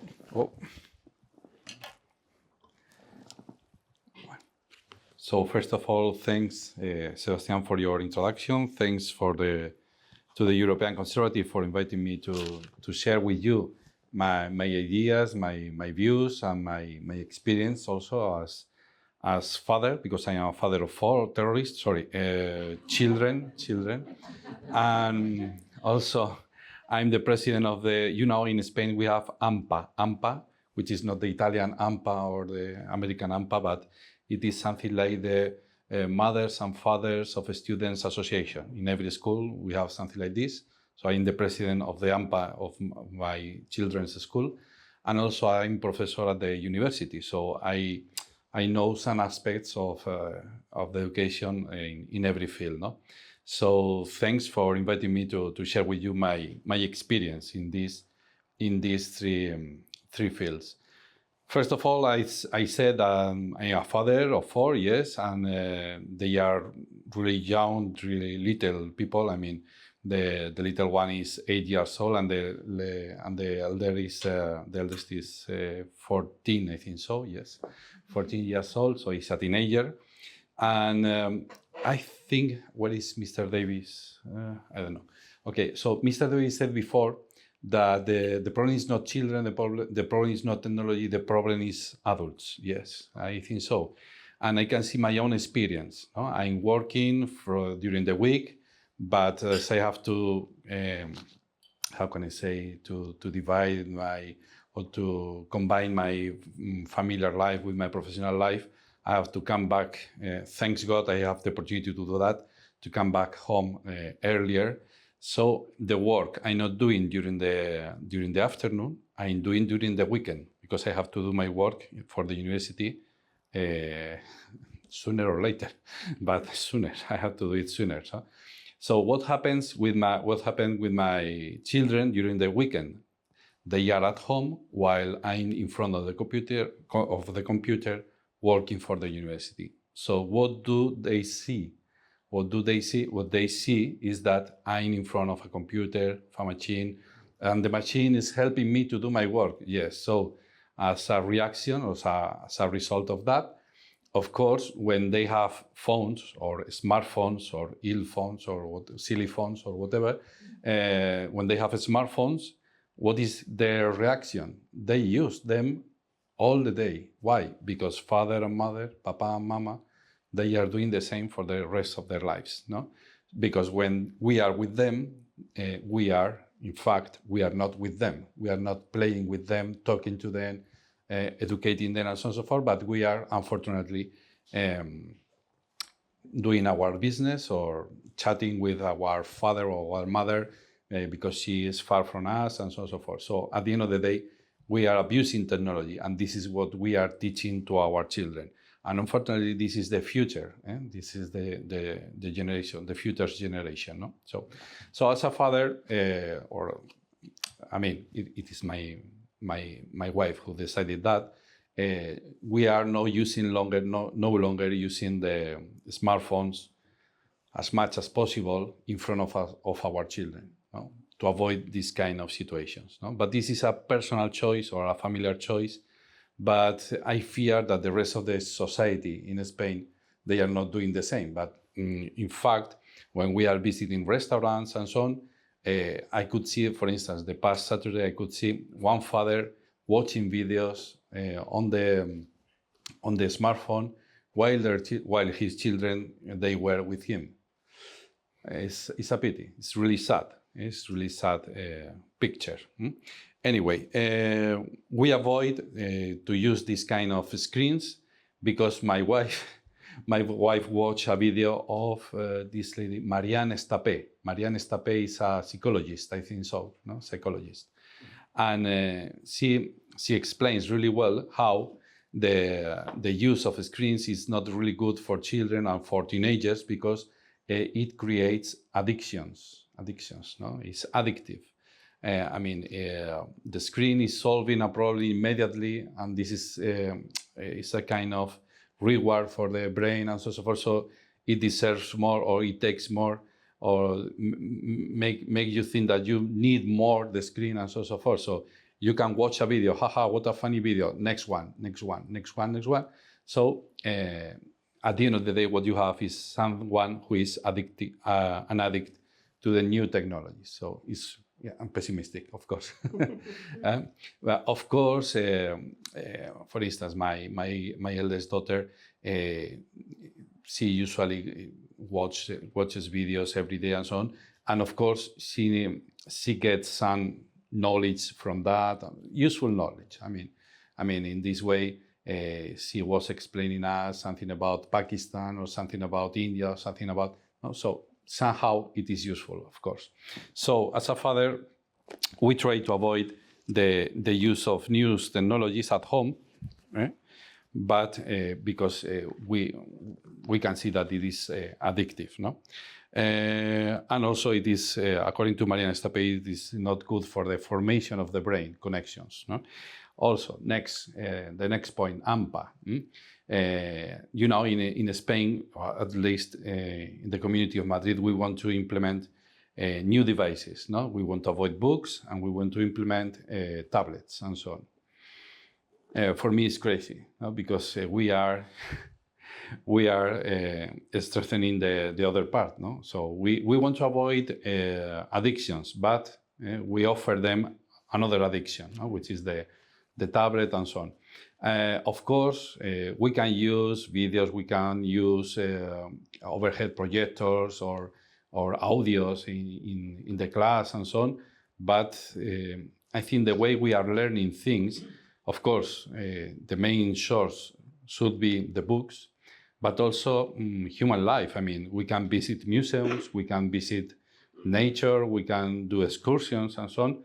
So I think in this case, the abuse of technology should be abolished. The abuse of technology should be kept far from the schools. No? And finally, yes. I would like to underline the memorization. We are avoiding in the political programs. During the elections, the political parties, they are presenting their political programs, the electoral programs, and in all of them, at least I have studied the political programs of the rightist parties, and of course they are avoiding the use of memory. And I think the use of memory is crucial. They say no, we are going to to boost the critical thinking and so on and so forth. No, you are going to boost the slogans. No? So, for instance, if you go to the school or to the bar or to the restaurant or wherever, or to the park, you can listen the same slogans. For instance, talking about the Russian war, the war in Ukraine, and so on and so forth. They can only say Vladimir Putin is a son of something, I cannot remember the word, and Russian people are really bad people, and so on and so forth. But they cannot explain why. 1 week ago, I was asking my students at the university, because they are in the first course, the first year of the grade, and so they are recently coming from the high school and so on. And I asked them why I cannot kill this guy here, Jose Luis. Why I cannot kill Jose Luis? And most of them, they said, no, because it is against the law. Okay, imagine that the law is allowing that. No, because the religion, no. Okay, imagine that religion is also allowing that I can kill Jose Luis. So do you have any reason not to kill Jose Luis right now? And they didn't have. Unfortunately, they didn't have. And this is the result of the critical thinking, blah, blah, blah. Okay? Yes. It is not real. They are just telling what this is in the books, what is, they are repeating the slogans. You cannot kill other people, and that's all. No?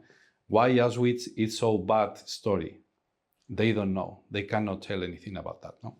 So unfortunately, this kind of critical thinking, I think, is crucial. Yes, we should have the ability to ask ourselves the correct answers, correct questions.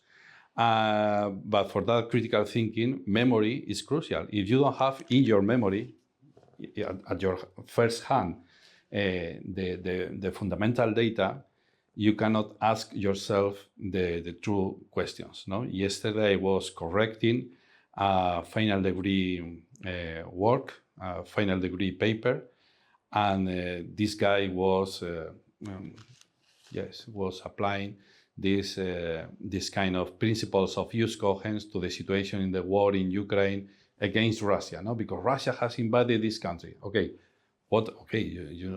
this is obvious and so this is objective, but if you are insisting on this idea of principles of use coherence, you need to remark that there are some other countries that they violated these kind of principles of use coherence, and maybe there are some countries in the world which invaded other countries in the past 20 years.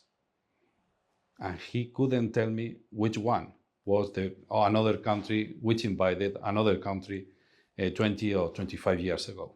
He couldn't tell me, because this lack of critical thinking. And finally, at the university, I think, for instance, video calls, they are really interesting. They are really necessary. I mean, during the pandemic, during the lockdown, and so on and so forth, I mean, it wasn't a solution. It wasn't the correct solution, but at the end of the day, it was helpful, it was useful to get in touch, to keep in touch with people from Central Asia, from Astana, Tashkent, whom I'm talking to from time to time. Also Telegram, I'm using Telegram or WhatsApp or whatever. So sometimes it is useful, okay?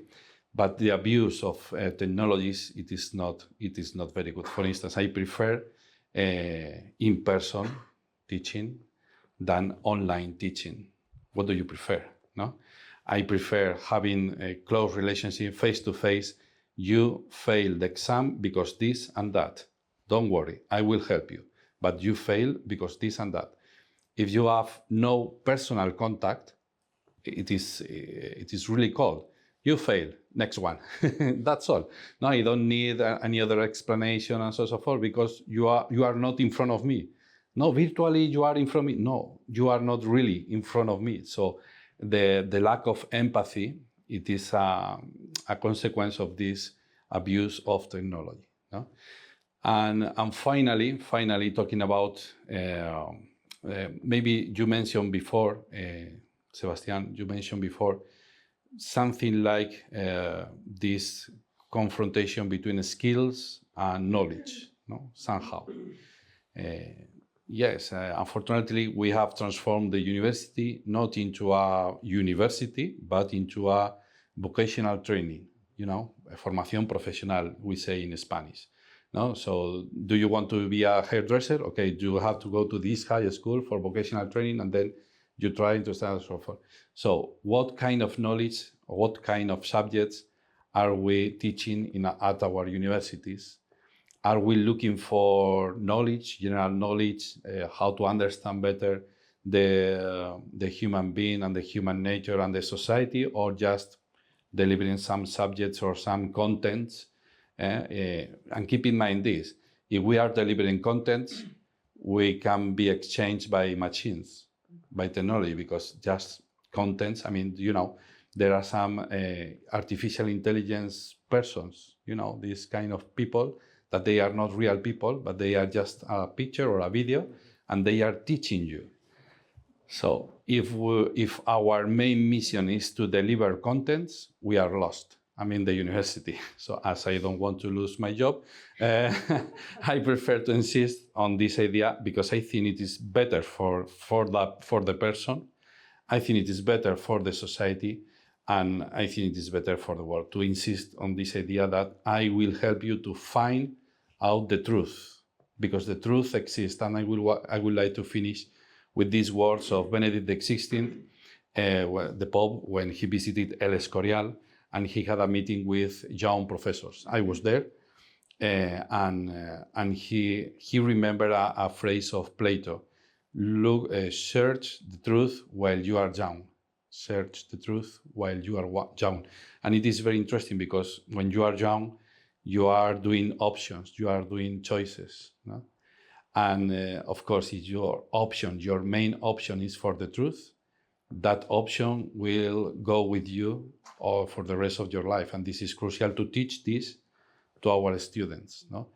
Can an artificial intelligence teach this in the real life to our students? They can repeat the sentence, but they cannot teach this to our students. Thank you.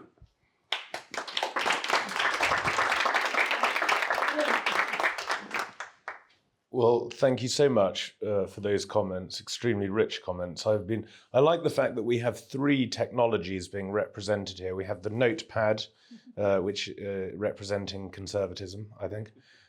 We have the iPad and my phone, which I have tried to redeem by putting a pre-Raphaelite on the back of it, but I'm not sure it's working.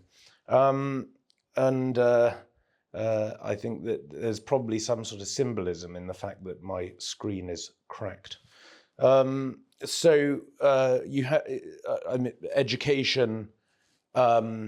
Is it about the delivery of information, or is it something deeper, insight, personal transformation, union with the truth, making mistakes in research as something positive?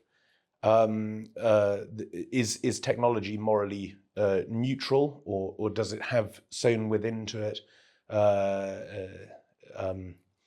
some sort of moral assumptions, let's put it that way? The importance of memory and what's happening, whether there needs to be some sort of coercion, political intervention, particularly regarding technologies among the young. There are lots of things there to discuss. We'll go straight into your comments, and then I think we're going to, I'm going to try and say provocative things and get a conversation going. Okay. Well, again, as you said, thank you everyone who invited me, and I feel very honored. Trust me, when I was in Guatemala, I never imagined being seated with all of you in Belgium one day, and I feel very proud, so I'm very thankful. And as you said, I come from Guatemala, from a university which its mission is to disseminate and to teach the ethical, economic, and political principles of a society of free and responsible individuals. So freedom is key for me, and responsibility is key in the way I teach and the way I see education. And this is probably the premise or the most important argument I will share with you today. So as you can notice, I am quite young, and I am the youngest teacher in the university, which is an advantage somehow, and it's also a disadvantage. Because of course, students might see me as a peer. And also when I started studying in the university, the, let's say, technology revolution was already starting. I studied when Facebook was already in, when Instagram was already in. I never did research only in a library. I started with a computer, so I am quite used to technology being part of my learning process. But I also see how the students that I have today are completely challenging the way education works, even for me. Students are already challenging and let's say, making us rethink the role we have as educators, as you said. So we, of course, are not there only to share ideas and to repeat concepts and to make them, this is a hard word for me in English, regurgitate jargon. We are there to make them think and to promote critical thinking, which is not something I believe can come from a machine, hopefully.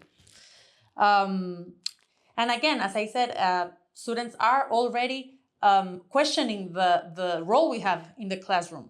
Of course I know less than ChatGPT, right? I have less information than that technology. So what's really the value that I add in the classroom? They are already asking those questions. And the thing is that I'm glad, because I also think that the education system as it was some years ago, it was already broken.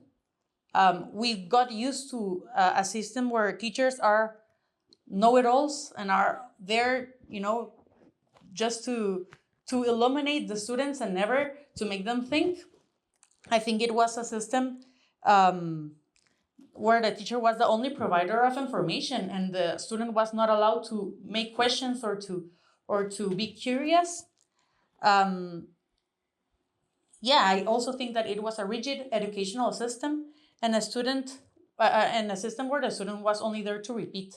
So I am glad that they are challenging us and that they are making the teachers rethink their roles and to get more tools to make the education system or the learning process more meaningful for them. I'm sorry, I don't understand my letter. Also, in terms of technology, I just wanted to say that I think that if anyone who wants to fight the fight against technology in the classroom already lost that battle. The students already have it in them. The students that we have today in universities grew up with smartphones when they were kids, with iPads, and they already have that as part of their culture. So and this is the bright part of it. We might go back to how education used to be, as you said, when the Greeks started creating the education, education in general. I believe that as long as we keep promoting dialogues, as we go back to the Socratic way of teaching, as we go back to more interactive, participative ways of teaching, I think that's the silver lining I see for education, because right now the students are already tired of how education used to be. And I have been having over and over these conversations with my students. As again, I said, they see me as a peer and we have these conversations all the time. They keep on using ChatGPT for their essays, right?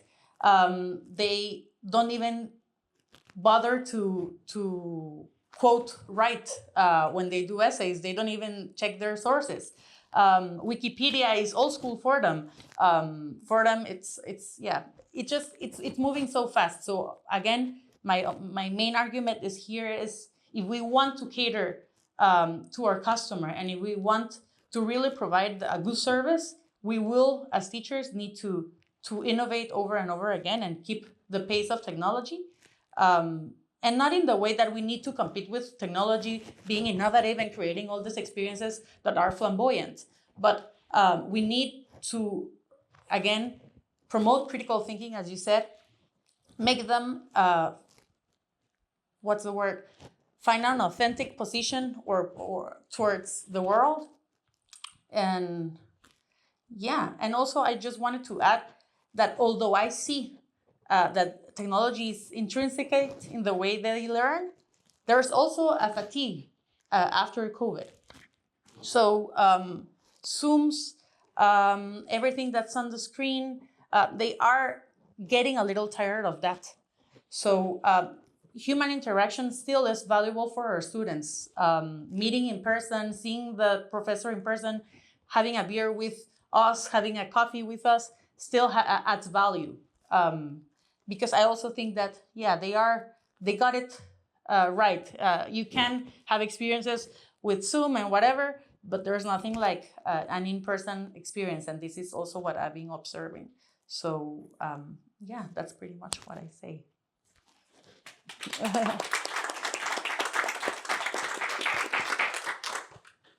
Thank you so much. We are definitely moving out of the old education paradigm in this conversation. It's not pure information, but the delivery of insight, which is very refreshing. I mean, it's interesting that in the last panel, Rod mentioned this documentary with Ian McGilchrist that I had made for the European Conservative. A lot of people have said since then, thank goodness you didn't just have a Zoom call with him. You went up to where he lives on the Isle of Skye, you showed the island, you had a meal together. So we sort of had to de-technologize the technology. The technology just became delivering this experience of relationship, of shared insight and so forth, rather than just two talking heads delivering information, right? And it seems to me that one of the reasons why this comment has been repeated so many times, thank goodness you did that, rather than just a talking heads delivery, is precisely because of this technology fatigue that you're talking about. People just can't sit through another talking heads video. And I wonder whether it might be possible to, this is me attempting to be a techno-optimist for a moment, whether we can start to use the new technologies in a creative way, precisely because we're developing an ongoing criticism of the technology. And so we're having to engage with it in a much more thoughtful way than perhaps we have when we were just dazzled by its appearance. Yeah, I've seen a lot of people innovating in this sense. For example, gamification is becoming part of teaching process, of teaching trainings, actually, because there are a lot of universities that are noticing this. They have a better outreach via Zoom, via digital communications, and this is great for them. But how do they make sure that it's a meaningful experience? So I've seen how a lot of people are already innovating in terms of how we use technology. And it's not just, again, I agree. Thank God it's not only Zoom, because you miss a lot when you are only, seeing someone moving its head or his head, right? So again, I'm repeating myself a lot, but gamifications, a lot of games, trivias, and these kind of dynamics are being added to the experience. But I also think, and this is me being a pessimist, which is not what I'm used to, but that's nothing compared to, having a good Socratic dialogue in the university where you read what you read a material and then you're there sharing and debating. And that's just, for me, top-notch experience. Yeah. But if you have to adapt, I will, go the other way. More or less the same for, in my case, I think what should be done with the technologies is just to be clear that they are just tools, instruments to search information, and maybe also these kind of technologies, they are useful to, using them in a creative way, it is useful, or they are useful to describe or to deliver the presentation. But the key point here is that later, they write the paper, maybe they used artificial intelligence, so I'm not going to read the paper, but what is interesting is that they are going to deliver the presentation in class, which means that they need to show, to demonstrate that they know really well what they were talking about or where they were searching and so on. So the use of technology, I think it is something natural, or not natural, but helpful or positive. For instance, in the process of doing my thesis dissertation, of course, also I used not only internet, but mostly internet. Why? Because everything was there, no? My thesis dissertation was on Hizb ut-Tahrir and jihadist movement. So my first option wasn't to go to the headquarters of Hizb ut-Tahrir in London and ask them or doing them an interview or something like this. Of course, I had interviews with other people from Central Asian countries and so on, but my topic made me not desirable to go to Hizb ut-Tahrir headquarters. What I mean is that you can use technologies to search the documents or to search the information, but at the end of the day, you need to show to the rest of the people that you really read the contents and you know really well what are you talking about. As two people immersed in the life of the modern university, if we now have technologies, as you said, that will write your essay for you. In the Spanish context, the universities of Salamanca and Valladolid in the 16th century really perfected the oral examination. They under people like Francisco de Vitoria and Molina, when they were developing international law and so on, they would famously turn that great water clock upside down, and it would run for 90 minutes. And in that time, the student had to defend whatever their thesis was, and that's how they were examined. I wonder whether a model like that is something we're going to have to start perhaps going back to, or maybe we should say going forward to, in the light of these technologies. Are people discussing ideas like that? Yeah, and this happens all the time. I think the most obvious answer for the teachers right now is first oral examinations or presentations or this kind of interventions where the student has to be completely vulnerable, right? Because on paper you can I know the word in Spanish, but you can defend yourself behind the paper, right? Behind the letters. You can just wing yourself around the arguments. But if you're in person and the professor is looking at you and is looking at your body language, at your expression, etc., this is how they are fixing this problem. But I also think that's not necessarily the only way. I think also debating is key. Again, Socratic discussions, going back to basics, going back to how education used to be, also apprenticeship. It's a good way to make sure that the students are learning and advancing as humans also, not only as content repeaters. A guild system, apprentice and master. Yes, from time to time I'm organizing these kind of debates, but you have to keep in mind that they don't know how to do debates. So you have to explain really well. The order, first you are going to, the instructions and so forth, you are going to tell this in the first moment and so forth. Then you are going to intervene and so on. But they are not used to do that. For instance, in the community of Madrid, there are some contests. In my school, they are participating in this kind of contests where there is a contest of debates between many schools and so on. But usually, normally, they are not used to to use this kind of debates or this kind of tools for the debate.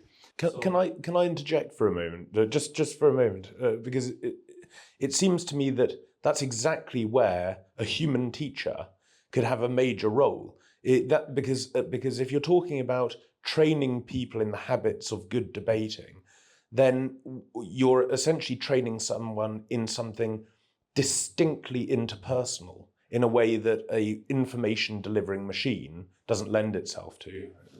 Yeah, because you have to train not only the way you are debating and so on and so forth, which is crucial also, but also the contents.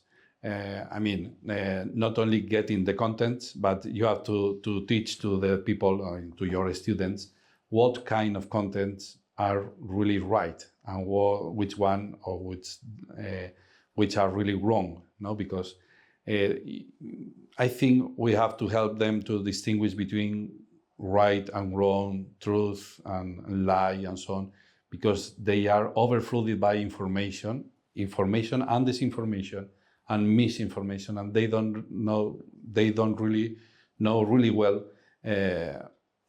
how to distinguish where is the line. No? So we need to help them, and they need to be helped by us in this way to discover what is the truth. No? So that's why my statement talking about the Benedict existence, no, the search for the truth while you are young, no, because this is our main mission. No, we need to help them to find out what is true, what is false.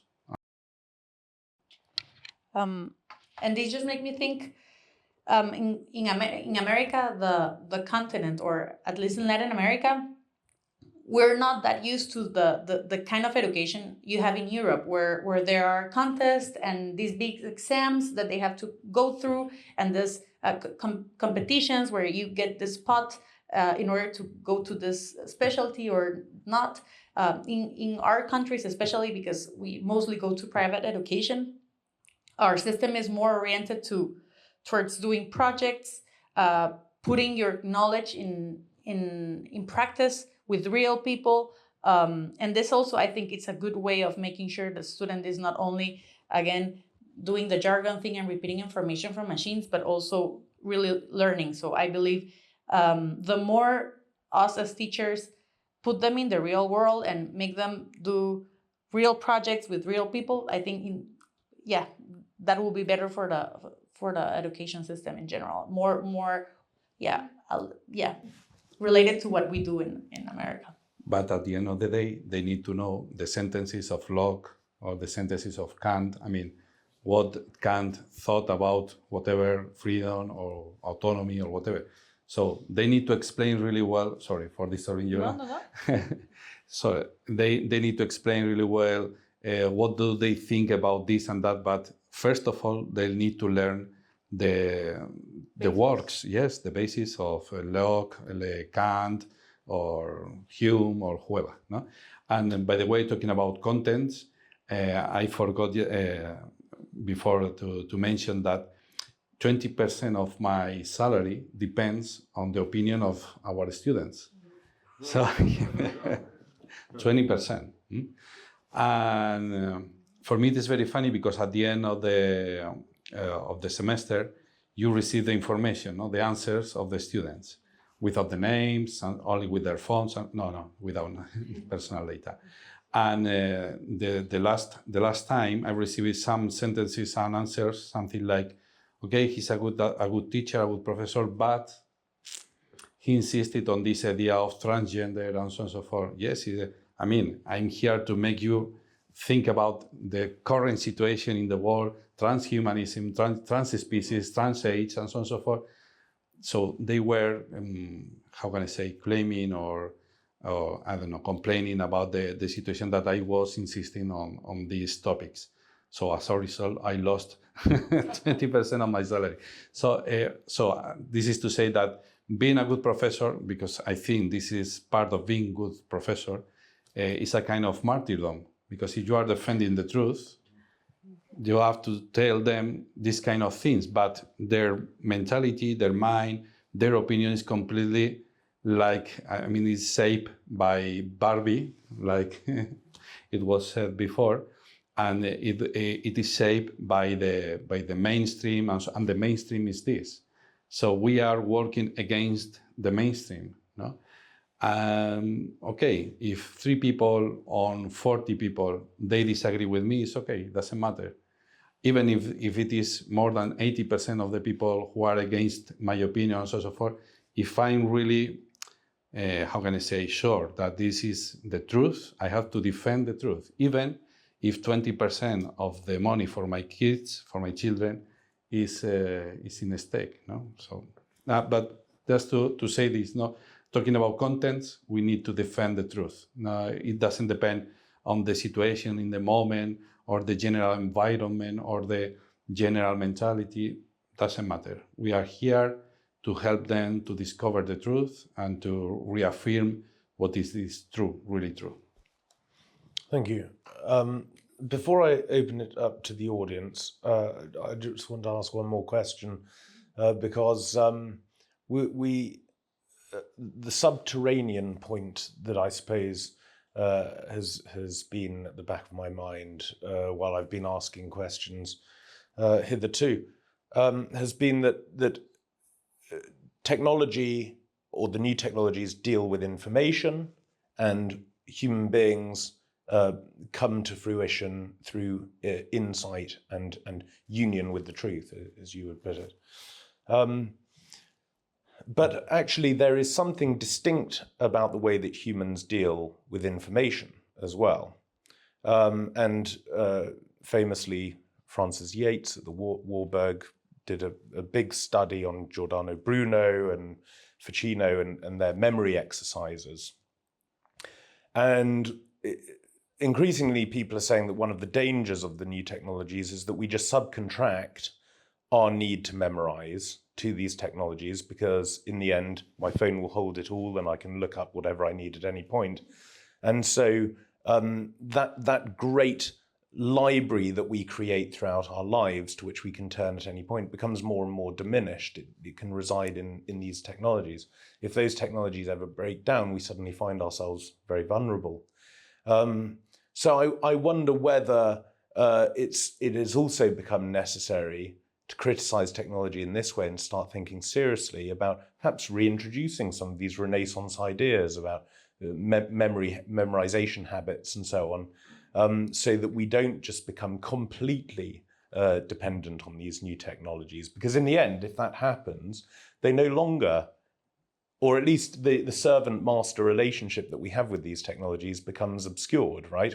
They start to actually dominate us, and we rely on them in a way that might be very unhealthy. Do you have any thoughts on that? Imagine that there is a nuclear winter, okay? And there is no longer internet or whatever. For instance, if you ask someone here on the street right now, you can ask someone, when Seneca was born, tell me one sentence of Seneca. Don't worry. Here is the answer. For any question, this is the answer. Okay, imagine that there is a nuclear winter. What is the answer? It is no. So we have lost our civilization in one day. So this is a pity, no? So we need to memorize. Yes, we need to know. We need to know the sentences, the books. We need to know. We need to acquire this kind of knowledge. Of course, I cannot be an expert on everything. Oh, unfortunately, I cannot be an expert on everything. No? Do you know? I don't know here, but in Spain we have something like tertulias, talk shows. So in talk shows, the journalists, they are talking about everything every day. It's impossible. It's impossible to know everything about everything. No, but we pretend to know it. It is impossible. No, so. For instance, my professor, no, my thesis supervisor, he's an expert on everything on security studies. Why? Because he was studying for security studies for more than 50 years. So of course he's an expert, but only on that.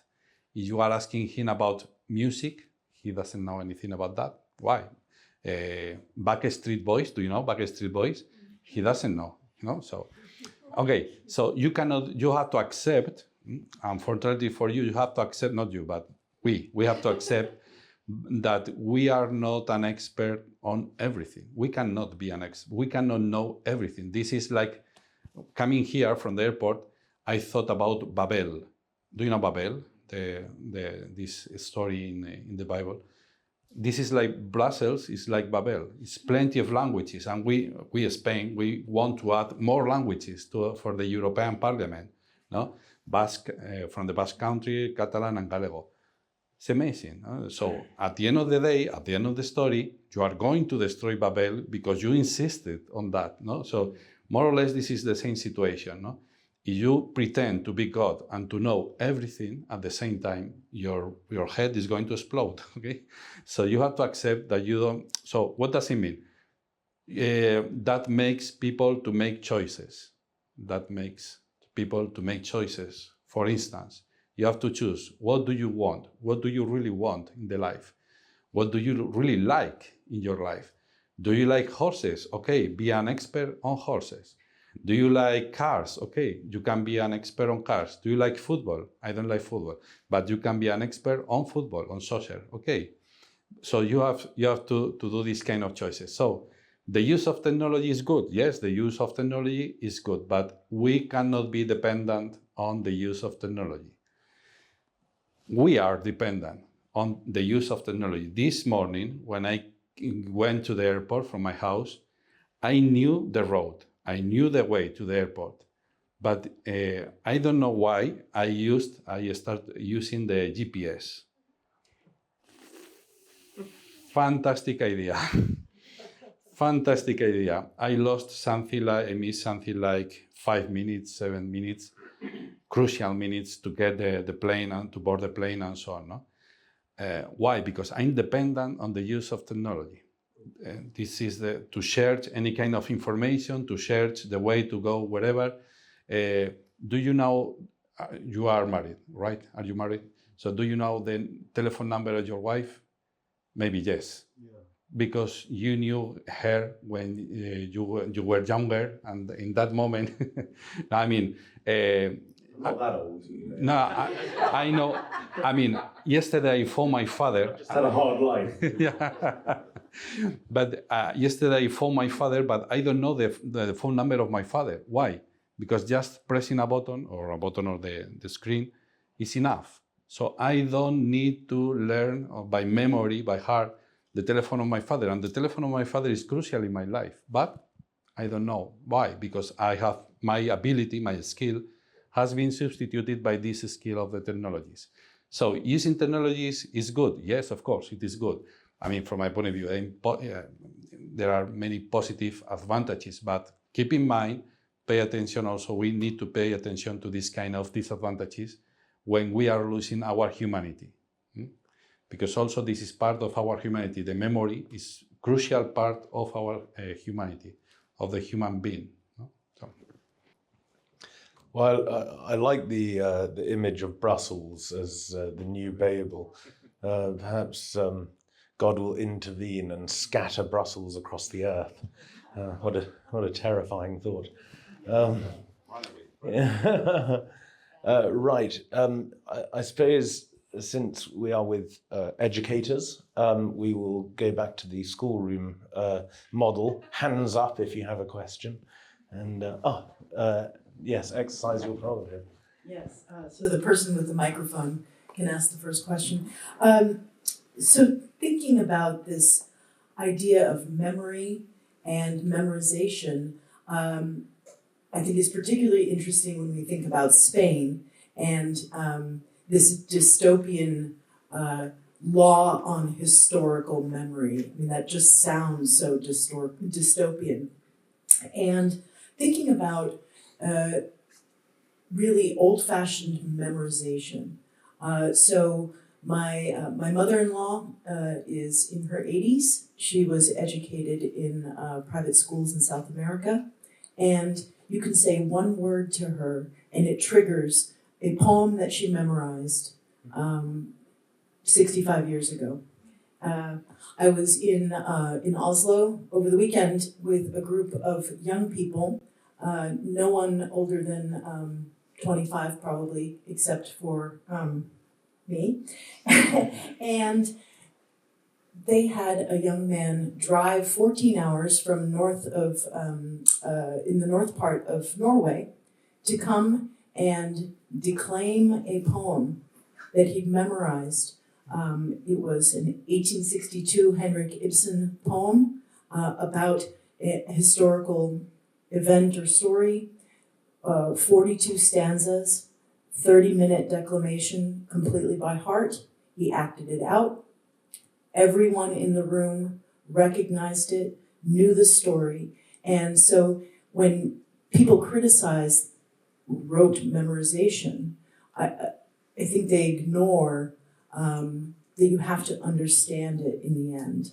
And so I want to ask about what this kind of old-fashioned tool, memorization, what it does to contribute to a sense of place in a moment in time, a geographic place, a cultural place, and what we've lost when all historical facts are available on the internet and none of them belong to you.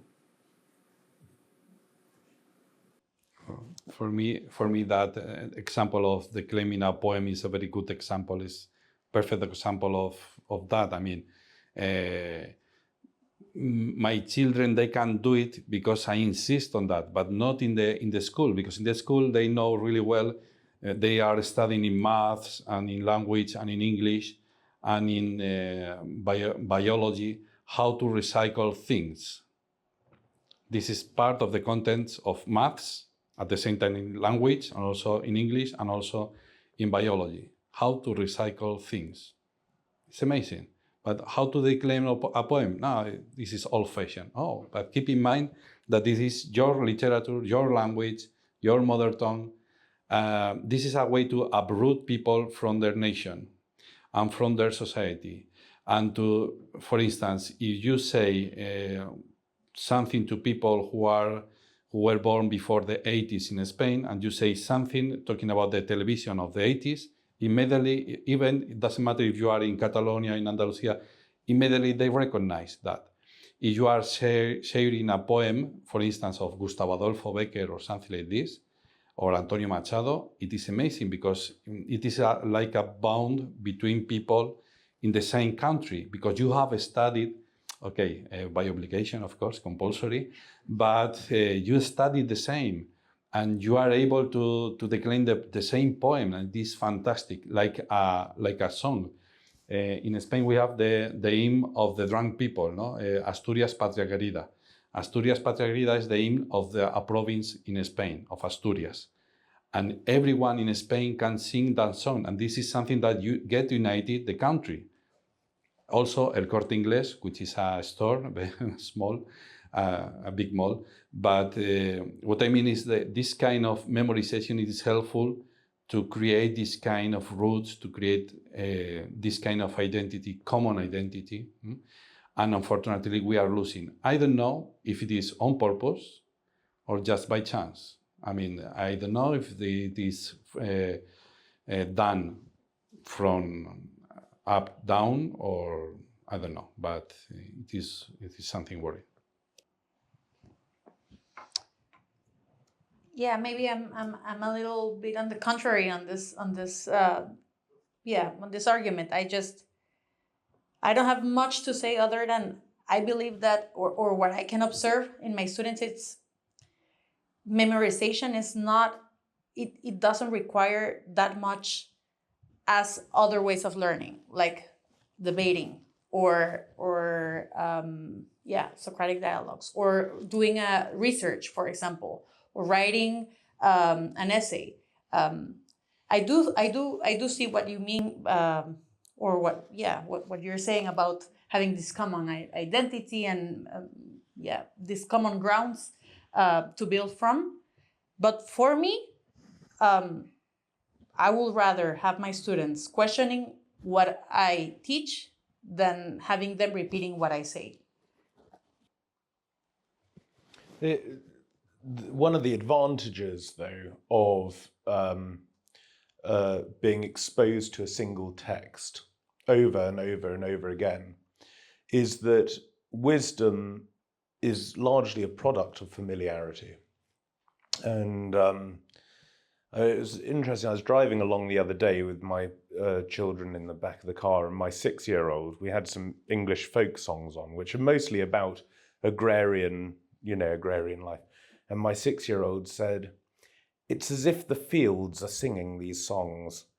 And it was a sort of a remarkable moment of insight where he had understood the songs, he had entered into the life of them, and he had made the connection between the landscape and these songs, and he had made it his own in that moment. And I looked at my daughter, and she was saying, "Yes, I suppose it does look like the fields are singing these songs." It was a wonderful moment, and I think those moments of insight and union come through familiarity. Are there any other questions? Yes. Hola. Hey.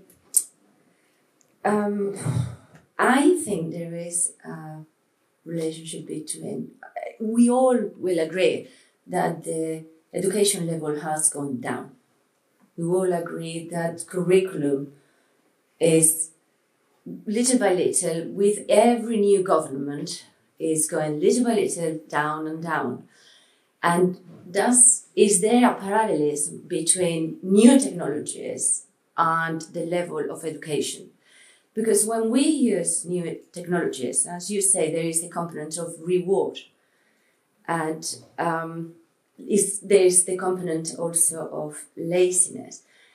And my children, talking about personal experiences, they can't read the books that I read when I was a kid. Forget about our children reading Dickens. Forget about our children understanding the concept of Lord Jim or anything. And this is magnificent teenage literature. So the level has gone down. So when we talk about knowledge, for me, you can acquire knowledge through your own experience or the experience of the others. And the experience of the others comes to us through reading. If we simplify our concepts to make it rewardable, we are simplifying our knowledge. And without knowledge, you will not have Socratic dialogues. Okay, so that was my contribution. And my children have memorized my telephone number. Well, I'm very glad that you reintroduced the theme of pessimism into the... Because, let us not forget that this is a conservative conference and that the pessimism ought to be the disposition of the day. Do you want to make any comments to that, or shall we... Yes, please.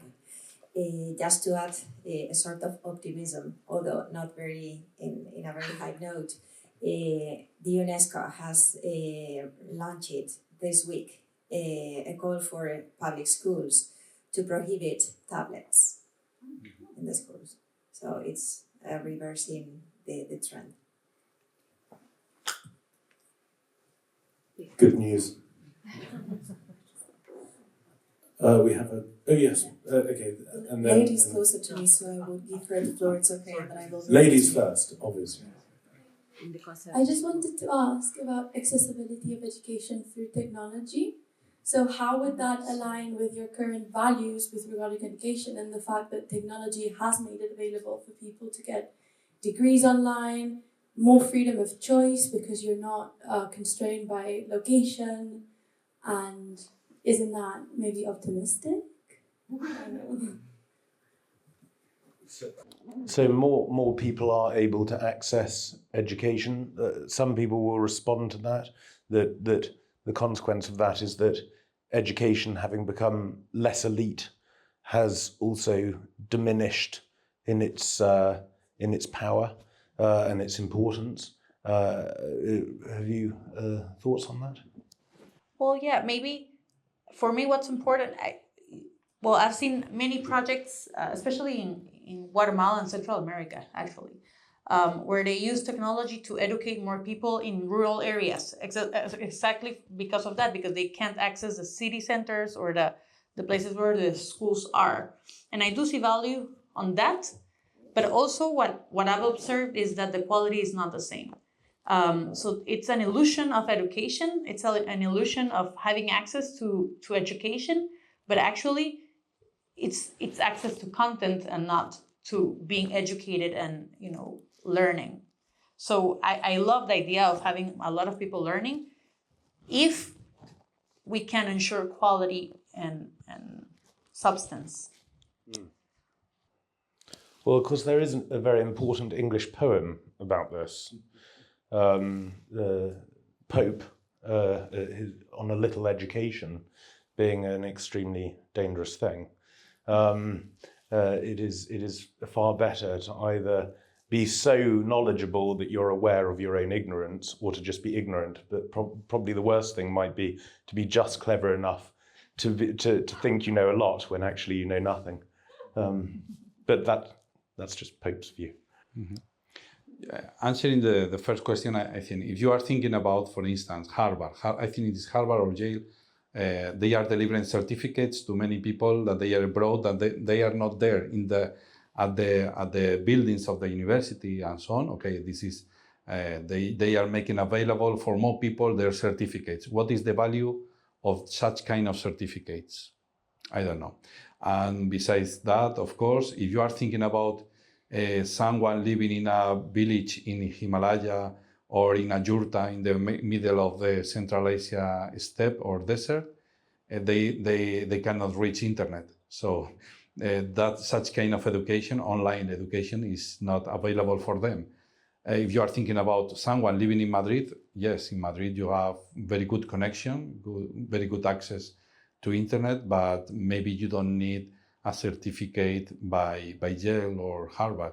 So yes, of course, technology has made more available education for more people, but what kind of people? Because maybe that the people that they don't have access to a university or to a school or it is because the familial status or because the social status, because their economic status at the end of the day. So if they are not available, if they cannot have access to internet, they cannot have access to such kind of advantages. But on the other hand, just the opposite, no? Before we go to the gentleman in the very nice puppy tooth suit,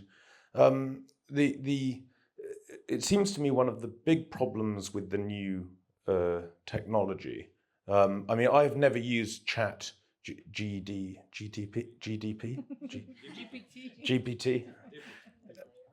whatever. I've never used it. I don't. But it's what I've heard is that you ask a question, and you get the information that's opposite. Whereas what I do like about research on the internet is this phenomenon of the hyperlink. You know, that when Wikipedia is excellent in this regard, that you go to look for something and you suddenly find that you're going down all these you look up, I don't know, medieval scholasticism, and then you suddenly find yourself an hour later learning about the population of white rhinos or something, and you don't quite know how you got there, but you've just followed the links in this kind of, I mean, I've lost many hours on Wikipedia, but I don't consider them lost because it's been and it seems to me that if you lose that and you just get fed whatever is appropriate to the question you asked, you lose that experience of that you would have had actually going into an old library where you go for a particular book on a particular topic, but then you see a title that leaps out at you and you end up sitting there for hours surrounded by books looking at all different things. That seems to me a very healthy cultivation of the inquisitive mind in a way that this might be under threat with the new technologies. Mm-hmm. Yes, the main problem is that if you accept just immediately the first answer, no? Mm-hmm. So you need to look for another answers. And also there is the problem of the sources. No? Are they trustable or not? So for instance, with this war in Ukraine and so forth, if you are happy with the same slogan and you don't stop to think about, okay, let's compare this data here and this another and this another. Here in Europe, as far as I know, we are limited. We have a very limited number of sources talking about this war. But in Latin America, because they are far from the conflict, maybe they have more access to other sources and so on, and they can compare easier than us this kind of sources. So coming back to this example, yes, of course, the main problem is that we are happy with for us it is enough with the first answer, and we need to have more than one answer, then compare, and later, some months later, compare again and have more answers. And in this way, our research will be increasingly better and better. The problem is the immediately. No, we need it immediately. No, so this is I think this is the main problem. Hi, my name is Richard. I'm an expert in everything now. No, I'm a research fellow at MCC Brussels, and regarding the economic and judicial aspects of digitalization, we have a large amount of regulatory activity at European level. We see that they try to tax it, and we see that they try to subsidize it. So the full socialist cycle is enforced. So a lot of pessimism towards digitalization. But regarding education, the same people are like, oh, let's distribute iPads to 7-year-olds, and it's going to be everything fine. So where is this naivety regarding digitalization and education coming from? Can I ask for short, sharp answers, because we're coming to the end now? Yeah, in Spain we have more or less the same debate, and they insist on this topic of the public schools. They are not subsidized enough. There is no money. That we are not invested. The problem is not the money. Of course, the money is a part of the situation, but this is not the main problem. The main problem is that, for instance, professors, teachers, they don't have authority. Why? Because authority has been lost in the mentality of Spanish people in general. So fathers, parents, we don't have authority. There is no authority. Police, they don't have authority. There are a lot of confrontation between young people and the police. So the main problem is authority in schools, but also authority in the society, because we don't have authority. And if you don't have authority, means that I don't have anything to teach you because you know everything. So who am I? Someone who is taking care of you while your parents are working, and that's all. So the main problem is not the money, of course. Should be nice if we have more money to do I don't know what, but it should be nice. But the main problem is, of course, what to do with the money. To invest in the authority of the professors, maybe leveling their salary. I'm talking about the teachers in the schools. Okay, maybe upgrading their salaries and so on, maybe, or creating new schools. It is not necessary creating new schools because we don't have children in Spain. So with the current situation, with the current number of schools, it is enough for us, no? So, but anyway, I think the main problem is not the economy. It is not the money, the public money we are spending in education, but it's another kind of problems. Yeah, and for me, very, very short answer, I just think that's nonsense. Again, the key to improving education is not giving someone an iPad, it's helping them think and helping them question things from a young age. And this for me is just a desperate measurement to make you seem as you're doing something instead of actually tackling the problems that the population is facing. Isabella, Antonio, thank you so much for everything you've brought to us today. Very grateful to both of you, and thank you to the wonderful audience. Welcome back. We're Now in the third panel, on the economy. I introduced myself earlier, but for those of you who are just joining us, I'm Ellen Fantini. I'm the managing editor of the European Conservative. So in the first two panels, we heard about ways in which the digital transition could affect the way we create and consume culture and how our children are educated. But of course, we also have to ask the question, how will this digital future affect our wallets and our privacy? What might be the consequences of the pervasive adoption of digital currencies and tokenization? Who is going to guarantee that our private data is safe and remains safe? Are we on a slippery slope to a social credit system?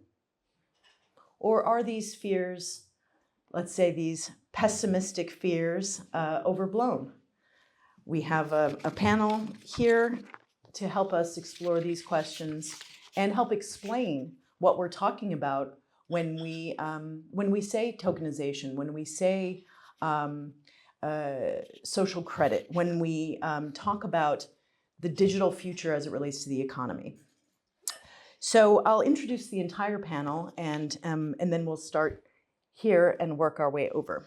So next to me is Angela Alvarez, and she's the founder and CEO of Action Monkey and Aglea Capital.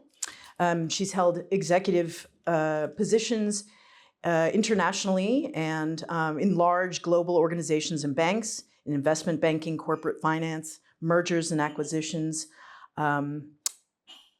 financial institutions, hotels and real estate, restructuring and alternative financing, as well as in fintech and blockchain.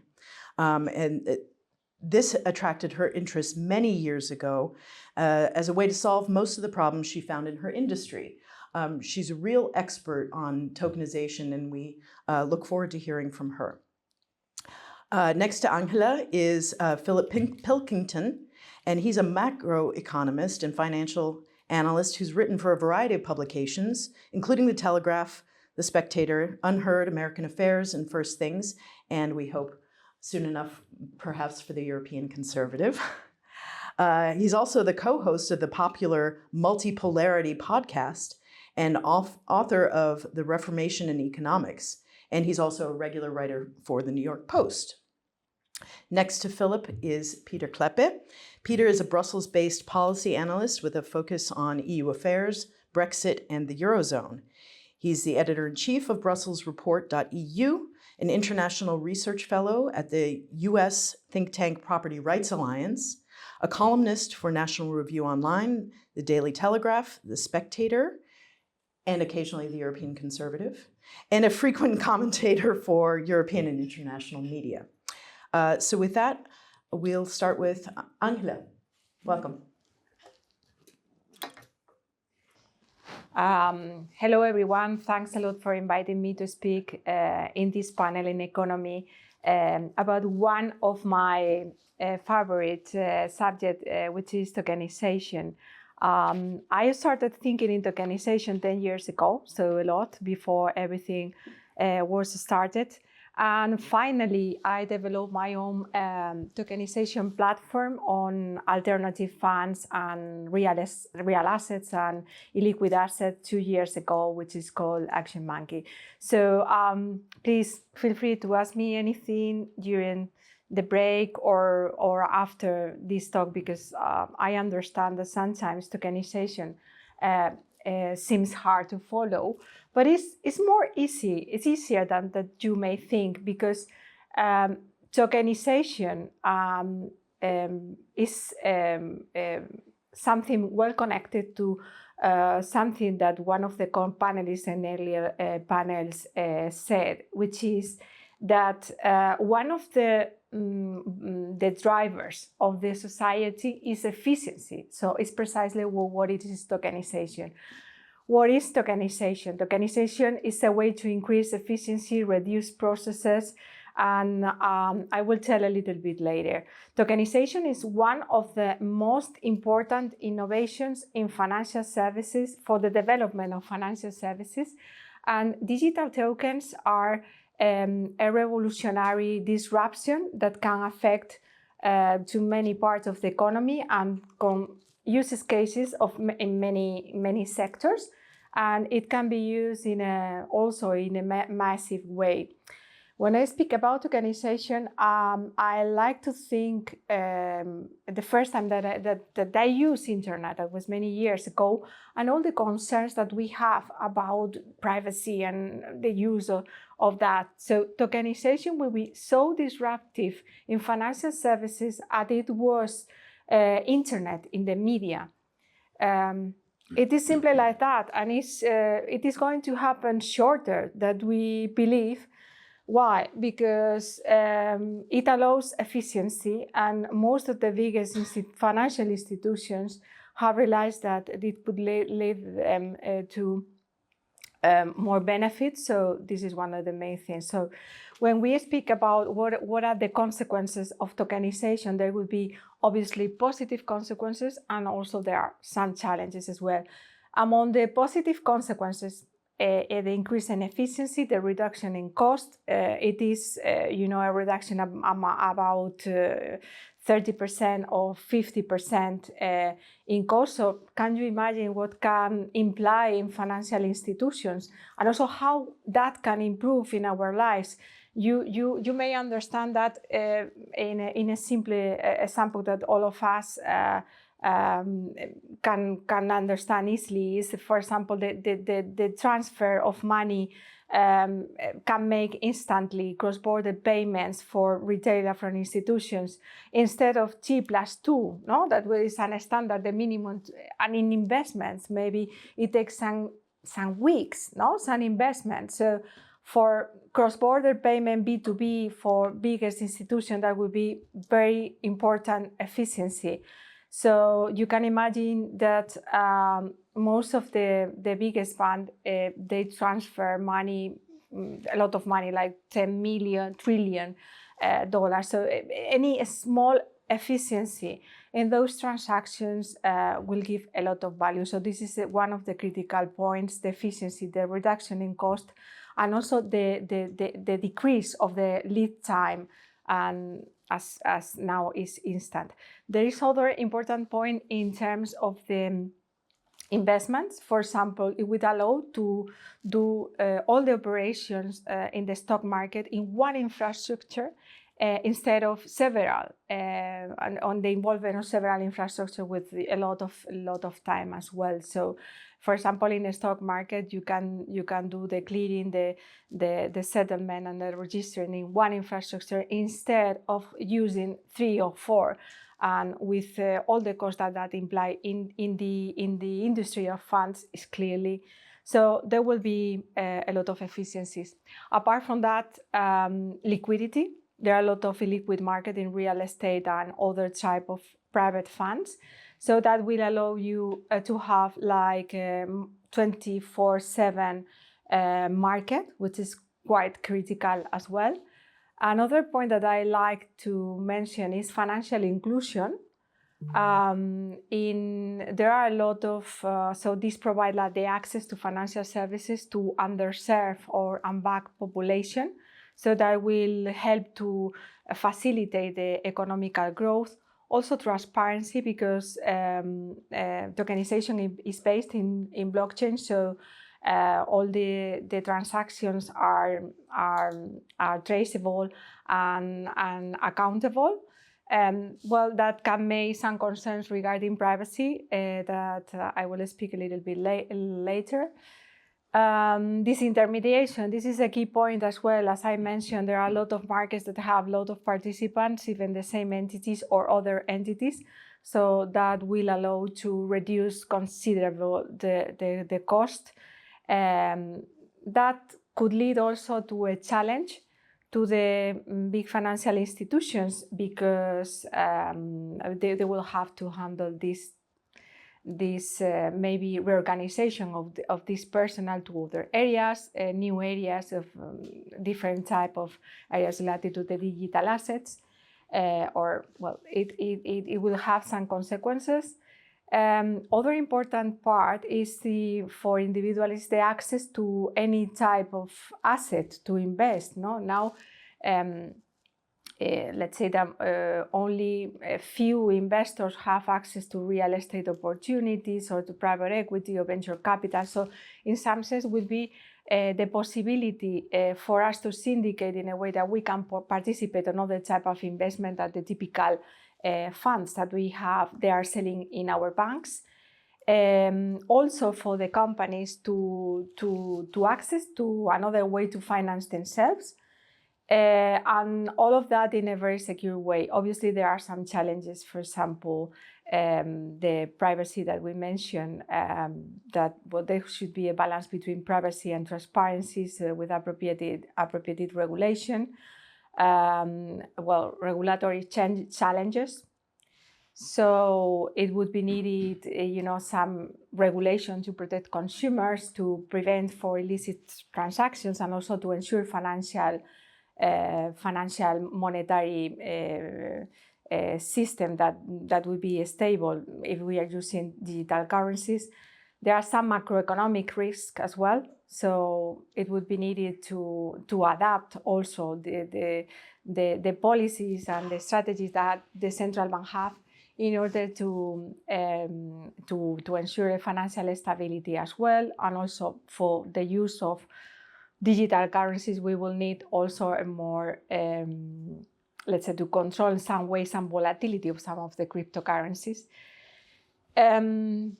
So it would be needed like a cooperation between financial institutions, governments, new incumbents, tokenization platforms in order to take advantage of this new technology, but at the same time preserve our let's say, preserve or not compromising our privacy and our freedom. When we talk also about privacy, maybe one of the concerns of a social credit system, those are valid concerns when we speak about tokenization and digital assets. But precisely, tokenization uses blockchain technology that uses a cryptography system in order to preserve our data. So tokenization basically is a technology that allows us to replace sensitive data by the equivalent non-sensitive data known as a token. So that is in a nutshell what it is. So in some way, this system allows us to be the owner of our data to every individual. So this is one of the main implications. Obviously, it will depend on how we use as a society the technology, but the technology allows us to own our data. Also, tokenization protects our sensitive data because it's a tool that can be used for businesses to comply precisely with the preservation of this sensitive data our sensitive data of our clients. Also, because this system, there is let's say cross security system that allow the tokenized assets to be connected within a network that can be secure and the parties can connect it very safely. So in some way it allows you to communicating without, let's say, compromising your sensitive data. Also, tokenized data are more difficult to hack or to access for unauthorized parties. So it has like a lot of advantage. Obviously, it is needed. Apart from that, it is needed to have some. Every organization needs to have some measures in order to prevent breaches of securities like encryptation or private keys that any individual should keep safe, or authentication factors and all of these type of things. Talking about the concerns about the social credit system, that is very interesting point, because I think that at the same time there are some concerns regarding what tokenization allows. So tokenization allows transparency and traceability. So that's one point, and that's true. But the other point is that, on the other hand, tokenization allows us to be the owners of our own data. So with the tokenization system, we can be the owners of our own data and protect our sensitive data and sell it if we want it. And now we cannot do that in reality, because maybe some organizations have our data and take advantage and profit of that. And with the Web3 system, with the tokenization system, that would change. And then we will have our identity tokenized. So in the sense that all our data are our data, and we can sell it or not. Obviously, this is what tokenization technology allows us. Other thing is how the society will use it. Regarding the privacy concerns, obviously, this type of technology also allow the transactions to be traceable and transparent. So it would be needed to have some safeguards regulations in order to preserve that those that are not misused, let's say, or the abuse of this data, and to preserve our ownership on the data. Also, the ethics use of the data, to use it in the benefit of the society instead of controlling the societies. So it would be needed again, a multifaceted approach, including technology, regulation, but also individual responsibility, in order not to compromise, to take advantage of the technology, but not compromising our privacy of our freedom.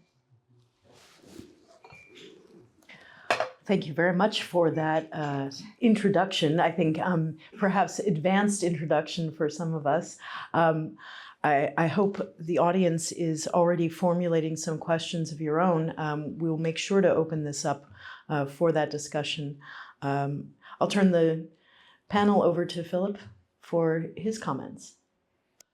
So I've actually kind of prepared the comments. It might be a little stilted, but it's kind of an important topic. So the late economist Hyman Minsky once said that anyone can create money. The problem is getting it accepted. And he was correct. If you agree to it, I can write you an IOU in exchange for me, or for you, cleaning my kitchen or mowing my lawn. I just write you an IOU. The IOU would not even need to be denominated in another currency like dollars or euros. I could write it in such a way that when I called it in, you'd have to return the favor and mow my lawn. Well, there you have it. Anyone can create money, but what about getting it accepted? Well, that's where things get interesting. What will lead you to accepting my IOU? Well, I'd say the key criterion there is trust. I think that you'll have to trust me in order to accept my IOU. So when we scale it up from an IOU to a state currency, some additional considerations are worth mentioning. The first is taxation. If a state has the power to levy taxes, that is, extract money from its citizens at gunpoint effectively, then it can choose the type of currency it is required to pay taxes. This will render whatever money it chooses inherently valuable. If the government mandates that all citizens pay their taxes by handing over a certain number of seashells every month or every year, the beaches will be crowded the next day. The value of seashells will go up. This is a monetary theory known as chartalism, and it has a lot of truth to it. Second additional consideration is court-mandated payments. The court, like the power to tax, is part of the state apparatus, capacity to control certain aspects of people's lives. If you owe child support, for example, the amount will be set in a currency at the judge's pleasure. The judge could, in theory, have you pay in cans of baked beans, if you had a terrible sense of humor. With that brief overview, sorry to get into the what makes money valuable, but it will be important when we talk about central bank digital currency. So now we consider the case of a central bank digital currency. What is it? I don't really know, is the honest answer to that. I mean, I know about Bitcoin and tokenization and so on, but so far as I'm concerned, most money today is already digital. Your bank balance is nothing but an entry on a digital balance sheet. It used to be on a paper balance sheet, now it's on a digital balance sheet. My debit card is just a string of digits. Okay, you can see them on the front, you can input them on the computer, and they'll pay for things. The digits on the debit card give access to my digital balance sheet at my bank. So all that's digital, all the way up the chain, right up to central bank money, right up to international clearance systems. When the Western countries decided, wisely or unwisely, to seize the foreign exchange reserves of Russia, they did not need to surround Fort Knox with troops. A central banker somewhere hit a button, freeze on the Russian account. Identical to what would happen if your bank thinks that somebody's engaged on fraud on your behalf. You've probably encountered this. So from what I can tell, the novelty of a central bank digital currency is that it would make it easier to track what you do with your money, and I think that's what you alluded to at the start. That is, a central bank digital currency would collect information on you as you spent money. This could, in theory, be used to control what you buy. I think that ties into the social credit system. If a government decided that you should only be buying so many rolls of toilet paper every month, it could encode this into your bank account, in theory, with a central bank digital currency.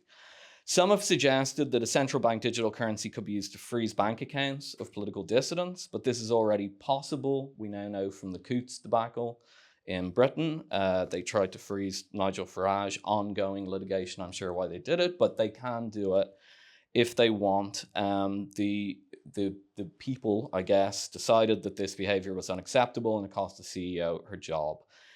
This behavior may be more acceptable in the future. Perhaps the state makes those decisions rather than the private banks. But from a technological point of view, it's already there. Ask Nigel Farage. So the main concern is the information gathering capacity of a central bank digital currency and the potential to use this to control what people buy. Those are the only two things that we've left through process of elimination. So let's start with the latter. Is it a possibility to control what people buy? Yes, I suppose it would be. But it wouldn't be cutting edge technology. I'd like to introduce you to the concept of a ration book. That's what that does. So is rationing a good idea? Perhaps in wartime. But in peacetime, it's just a form of central planning. Central planning, for those unfamiliar with the actual phenomenon of actually existing socialism, not a great idea. So if a government decided to use central bank digital currencies to basically create a digital ration book for everybody, or for people who've been, bold or something like that, they would effectively be converting the economy into a partially socialist planned economy. As an economist, I'd probably advise the government against doing this. But I just think it's worth pointing out, you can do this, as with the seizure of bank accounts, without a central bank digital currency, although such a ration book would be it will be easier to implement, I suppose. So we're left with one thing, one point of interest, the capacity to gather information on your purchases. This will be a novel development, and it will be a bureaucrat's dream. Bureaucrats love nothing more than data, and this would give them reams of it. Could I see bureaucrats try to utilize the technology to make a list of your purchases and decide whether you go on the naughty list or the nice list? Yes, I can, and I can especially imagine the tax man interesting himself in such a system. But would it be a good idea? I mean, not even from a moral perspective. From an economic perspective, would it be a good idea? No, I don't think so. So I'll start with a personal anecdote. About 2 years ago, I was rushing through London on my way to an event. Obviously not as good as this event, but an event nonetheless. I needed to eat something on the go, and I saw a Persian restaurant that looked like it had been there, I don't know, about 30 years. So I popped in and I said, do you do a kebab wrap? Very classy. On the go, and the guy behind this counter said, yes, of course. But he asked me if I cash. I said, no, this was just after the pandemic, obviously, so cash was verboten. So he told me to go around to the ATM, get the cash, and come back. So I did so, and I kind of made a comment that it was ironic that no one else was taking cash, and that this restaurant had asked me specifically to go and get the cash. And he looked at me straight in the eye. I assume he was Iranian, so it was kind of the wise manner of a Zoroastrian sage. And he said, they will never kill cash. Cash will live forever. So now I do not want to prejudge our Iranian restaurateur, but do I think that he may have had perhaps being in London about 30 years opening a restaurant, perhaps a negative view of his country's government? Yes, I think he probably had a negative view of his country's government. Do I think there was a direct link between his distrust of his home country's government and his enthusiasm for cash? Yeah, I think there probably was. Who knows? Cash may have saved that guy's life at some point. It may have got him out of a tight spot. He may have just labored under the need for it back in Iran.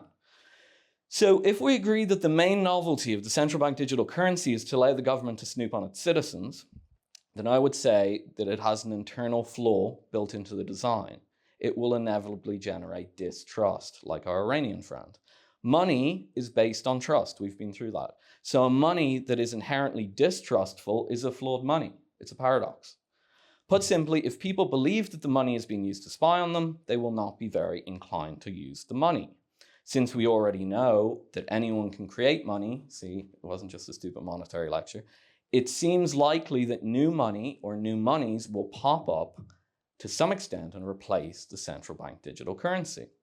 Now, if a government is intent on deploying this technology, they may be able to coerce people to use it in limited circumstances, okay? Again, not arbitrary monetary lecture at the start. Taxation and court-mandated payments stand out. Government can say you have to use the central bank digital currency for your child support bills and for your taxation. Not saying anyone in this room has child support bills. But if the currency was just used for taxation and court-mandated payments, it wouldn't be much of a currency. It seems likely that the governments could encourage, perhaps strongly encourage, corporations to use the money. Corporations are increasingly acquiescent to the regulatory state and so on. But I think that's about as far as it could go. You could really only have the state apparatus demanding use of the money and the corporate apparatus. There's not much more you could do beyond that. As a state, and technology doesn't really change that. So at best or at worst, whatever way you look at it, we would have a two-tier economy in that circumstance. If people distrusted the money and sought to use other monies, we would see the economy split into official and unofficial. Have you heard this before?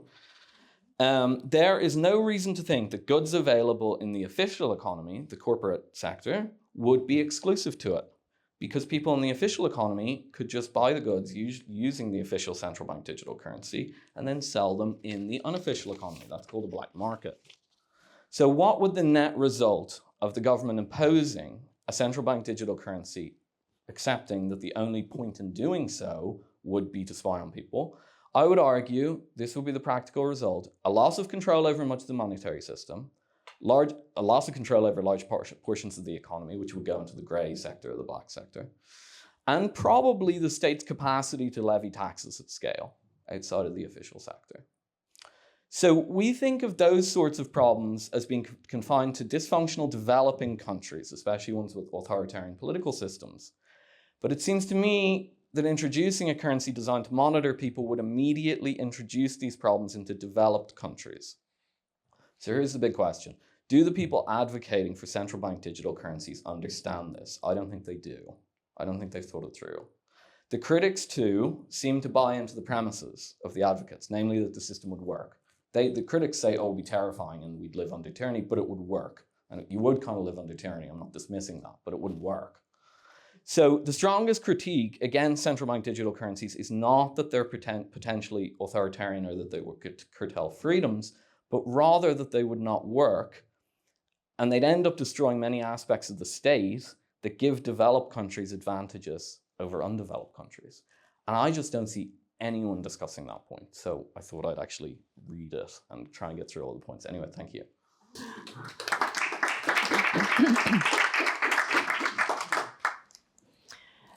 Thank you for that. I think that's probably provoked some questions in the audience's mind, or at the very least, comments. So I'd ask you to think about those as you listen to Peter Kleppe. Thank you, Ellen. Thank you for the invitation. What I will do is to sort of discuss the emergence of Bitcoin and and sort of more what's behind it, the whole setup. And for that, we have to go back to in history, where we have seen in many cases skepticism towards state money. If you look at the history of France, at some point the French revolutionaries came up with les assignats, which was paper money. Goethe, in his work, he has been warning for paper money, how it is basically tool of the devil, and in the end always sort of ends in tears because it's being abused, even if perhaps you could make some theoretical argument that if well disciplined, it could maybe work. If you look at the history of the United States now has its third central bank. The Fed is the third central bank. The first two were abolished. The second was abolished by the Donald Trump of his day, Andrew Jackson. And he basically made sure that the US government was no longer a client of the US second central bank. So it ended, and then we had the free banking era, which was not perfect. Long story short, France in the 19th century, there was a lot of skepticism towards government money. France was on gold. It's one of the reasons why France was doing so well in the 19th century. Germany, after the Second World War, there was a lot of skepticism. Sadly, that has now disappeared towards monetary experiments, what we now call MMT and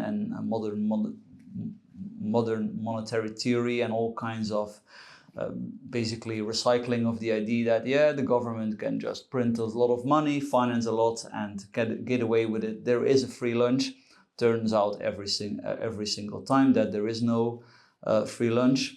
So just to say, there was a lot of skepticism until towards government money until Nixon closed the gold window in 1971.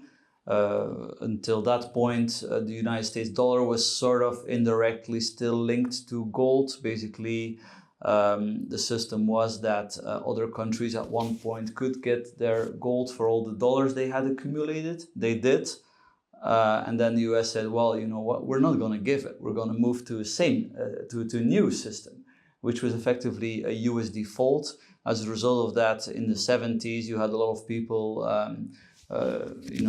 really enjoying the appreciation of gold and particularly silver until the early 80s as a means to defend themselves against this monetary chaos. And then in the 90s, you suddenly had something like the internet popping up. And that's actually where I want to get to, that those that were very skeptical towards the government having a role in money and always advocated things like free banking and everything, but never could get their way, suddenly saw a fantastic window of opportunity to use the internet to basically enable payments without the government being involved. And particularly this one company that was called eGold, which was founded in 1996, and it basically until PayPal was founded, it was the most popular means of payment on the then very embryonic internet. It was an oncologist who lived in Florida who was behind it, as one of the people. And they had, I think, a few million users.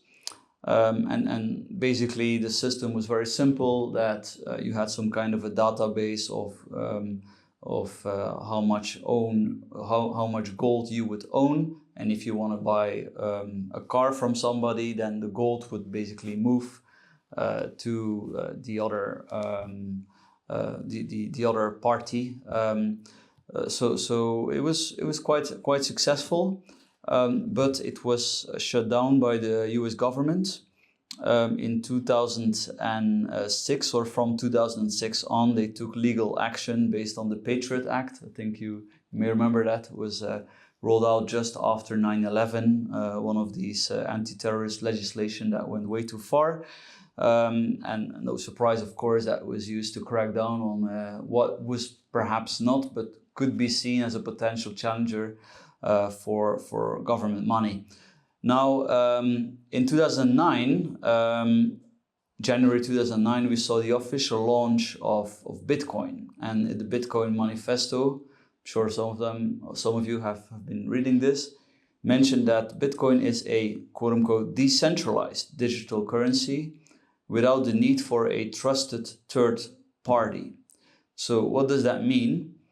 It means that they want to replicate the success of e-gold, but without any of the founders or the people behind it vulnerable to be locked up in jail, because simply it's completely decentralized, meaning that there is no management.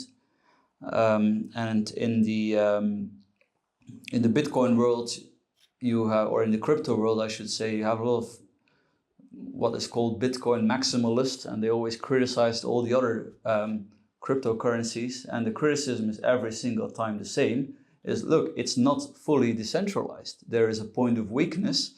There are people that can be locked up, and this goes back to the original thinking behind Bitcoin, or at least what I would think is the original thinking behind Bitcoin, and the whole point of it to serve as money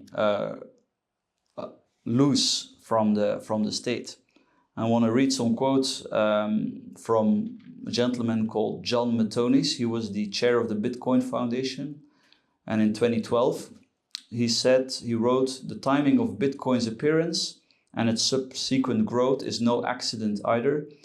He says, "An alternative money provider that was centralized would probably not survive long in any jurisdiction. The emergence of Bitcoin was baked into the cake already. We can see from the case against digital money provider eGold that an efficient challenger to the provision of a stable monetary unit will not be permitted, really." Now, I don't think I have to explain why that is, because if you would have a successful non-state money, then guess what? Government would have to finance themselves through taxation only. Of course, now they fund themselves through taxation, through loans, and then they take out a new loan to pay back for the old loan. They don't pay back the loans, right? Now, why is it that they then are not being charged interest rates of, 5,000%? It's because they can control how much money is in circulation. So the central bank makes sure there's a lot of money in circulation. Interest rate is the price of money, so the price of money goes down. And of course, at the end of the day, somebody pays, meaning savers pay in terms of inflation. That's why in many countries, people find it very smart to buy real estate to defend themselves against that. In countries like Turkey, Persia, this culture is a lot more ingrained, because of course traditionally the abuses by the government in exploiting its monopoly on money has been much worse. Let's see if Bitcoin can indeed try to do something about that. But as I mentioned, the consequences would be severe, because a lot of the government spending would no longer be possible. So they would have to cut a lot of spending. So that's why it's very easy to predict that if ever Bitcoin or perhaps an alternative cryptocurrency would be very successful, that the crackdown will be quite brutal. And perhaps has already been to a degree in some countries, particularly India. There's been a lot of repression against this, also China at one point. I think this is basically what now will be quite interesting. Maybe on the sidelines of that is, okay, why is Bitcoin not yet like a dominant form of money? Those Bitcoin maximalists actually say it's because of blockchain, which is quite the reverse of what many banks say. Often experts say, well, actually, blockchain is great, decentralized database, but Bitcoin itself is not so useful. And the Bitcoin maximalists say, no, it's the other way around. But blockchain is way too slow. And then they come up with solutions like Lightning, which is where you would settle the transactions of Bitcoin. You would sort of link the settlement at one point, I would say it's very difficult to predict if this is actually going to work. It's very well possible that Bitcoin is still completely going to fail, but if it works, it will be, as I mentioned, completely decentralized money, ultimately based on what you mentioned, cryptography. And perhaps one last point is that we see a crackdown on cryptography, not only in the realm of money, but also on other issues. The European Union is currently coming up with legislative proposal. Actually, in the UK, you see similar attempts to try to require that all WhatsApp messages and online messages would be scanned. This is to protect the children. That's the official idea behind this legislation, and a lot of cryptography experts, human rights campaigners have been protesting this. So I think that's also something very, very interesting to follow, how sort of the authorities have deep skepticism towards these kind of new methods that enable privacy and may at one point indeed enable money loose from the state.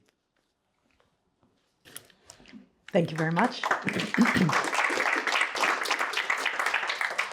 I think before I open it to questions from the audience, I'll allow the panelists to perhaps respond to one another. Yeah.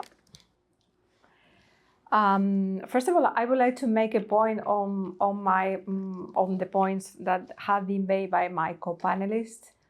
I would like to distinguish between what is cryptocurrency like Bitcoin or any type of cryptocurrency. So that means a token that is a mean of payment, that tokens as a representation of a right or an asset, no? So the first ones are cryptocurrencies. So other ones that the central currencies are on that type.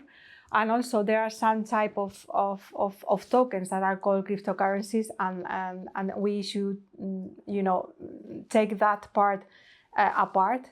Bitcoin is one of the cryptocurrencies. Now it is considered like a store of value, like it was gold or any type of value. The investment banks are considering Bitcoin like that. And also for the ones that like crypto assets, and crypto is like the beginning of everything.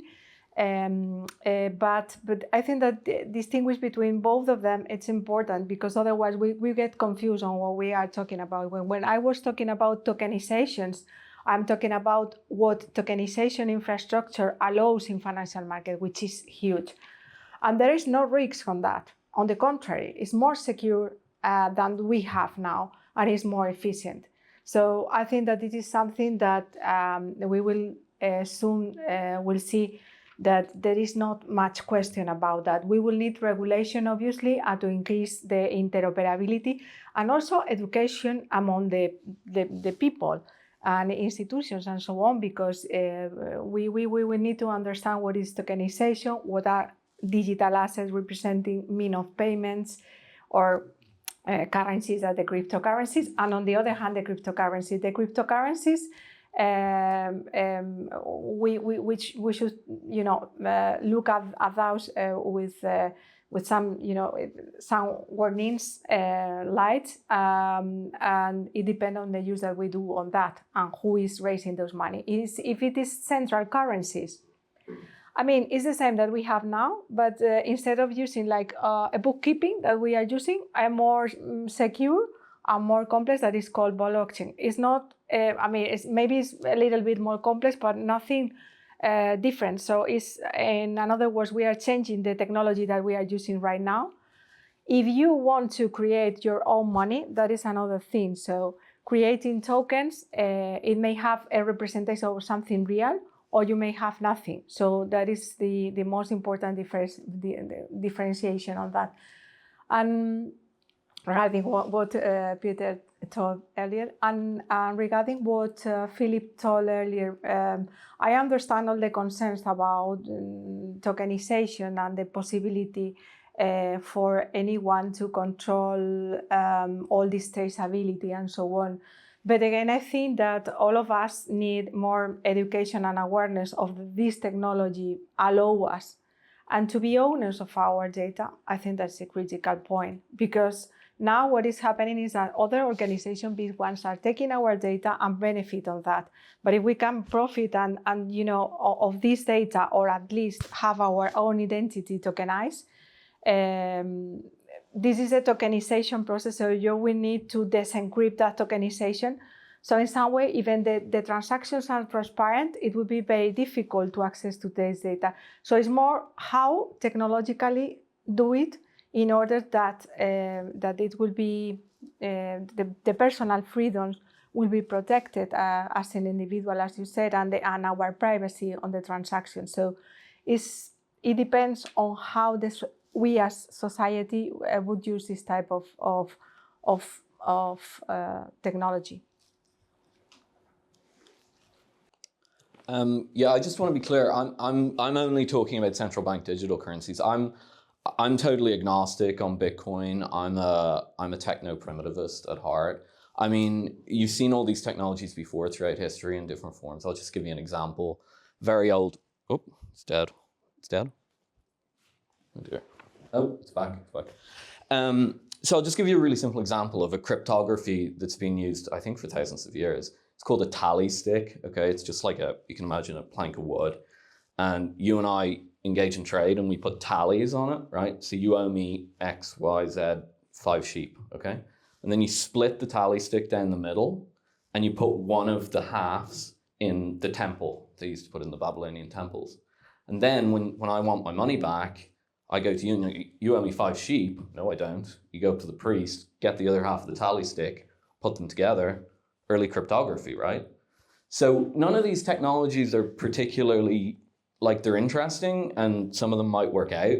But my main point is just that if the state tries to control money too much, its own money will fail. It's just that's what will happen.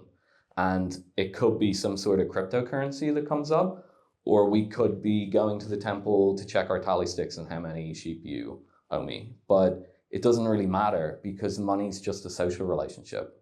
So any state that tries to get really into the roots of basic social relationships, whether that be family relationships, or whether that be very low level trade relationships. I don't want to equate the two things, but both are more similar than they're not. That state will fail, or if it doesn't fail, it'll become highly dysfunctional. But I'm completely agnostic about what would replace it. It could be bottle caps, it could be tally sticks, it could be crypto, it could be IOUs, it could be a foreign currency. If the US tried this, what if there was yuan circulating? And the Chinese were just like, yeah, there was a euro dollar market back during the day. Those were dollars that circulated in Europe, and the US Treasury said, we're looking the other way because it's giving us political advantage. Okay, we'll try and control the currency, and you'll have a yuan dollar market. I mean, you're just by doing those things, you're giving opportunities to other state actors to take advantage of your economy as well. So there's a million options on the table. And the only one that you shouldn't choose is massive state control over money. Very bad idea. Okay, I have a number of keywords that I've written down in my notes, but before I take my moderator's privilege, I will open it up to the audience for questions or comments. Thank you. Fergus O'Bara from European Parliamentary Research Service. And as you're probably aware, just before the summer, the European Commission put a proposal on the table for for a digital euro, European Central Bank managed digital currency. And one of the strongest arguments that they were using to justify this was precisely what you were talking about, the tokenization, and they were saying the financial markets need this because of the speed and of change and the way things are going. So I guess I'm asking whether that's a legit justification, whether there is some validity in that justification. And then, interestingly, what they also slipped into that proposal, not only would the digital euro be legal tender, but they also said that the paper euro would be legal tender, and some people realize it isn't already. No, it isn't actually already, but it will be when this digital proposal gets through. Thanks.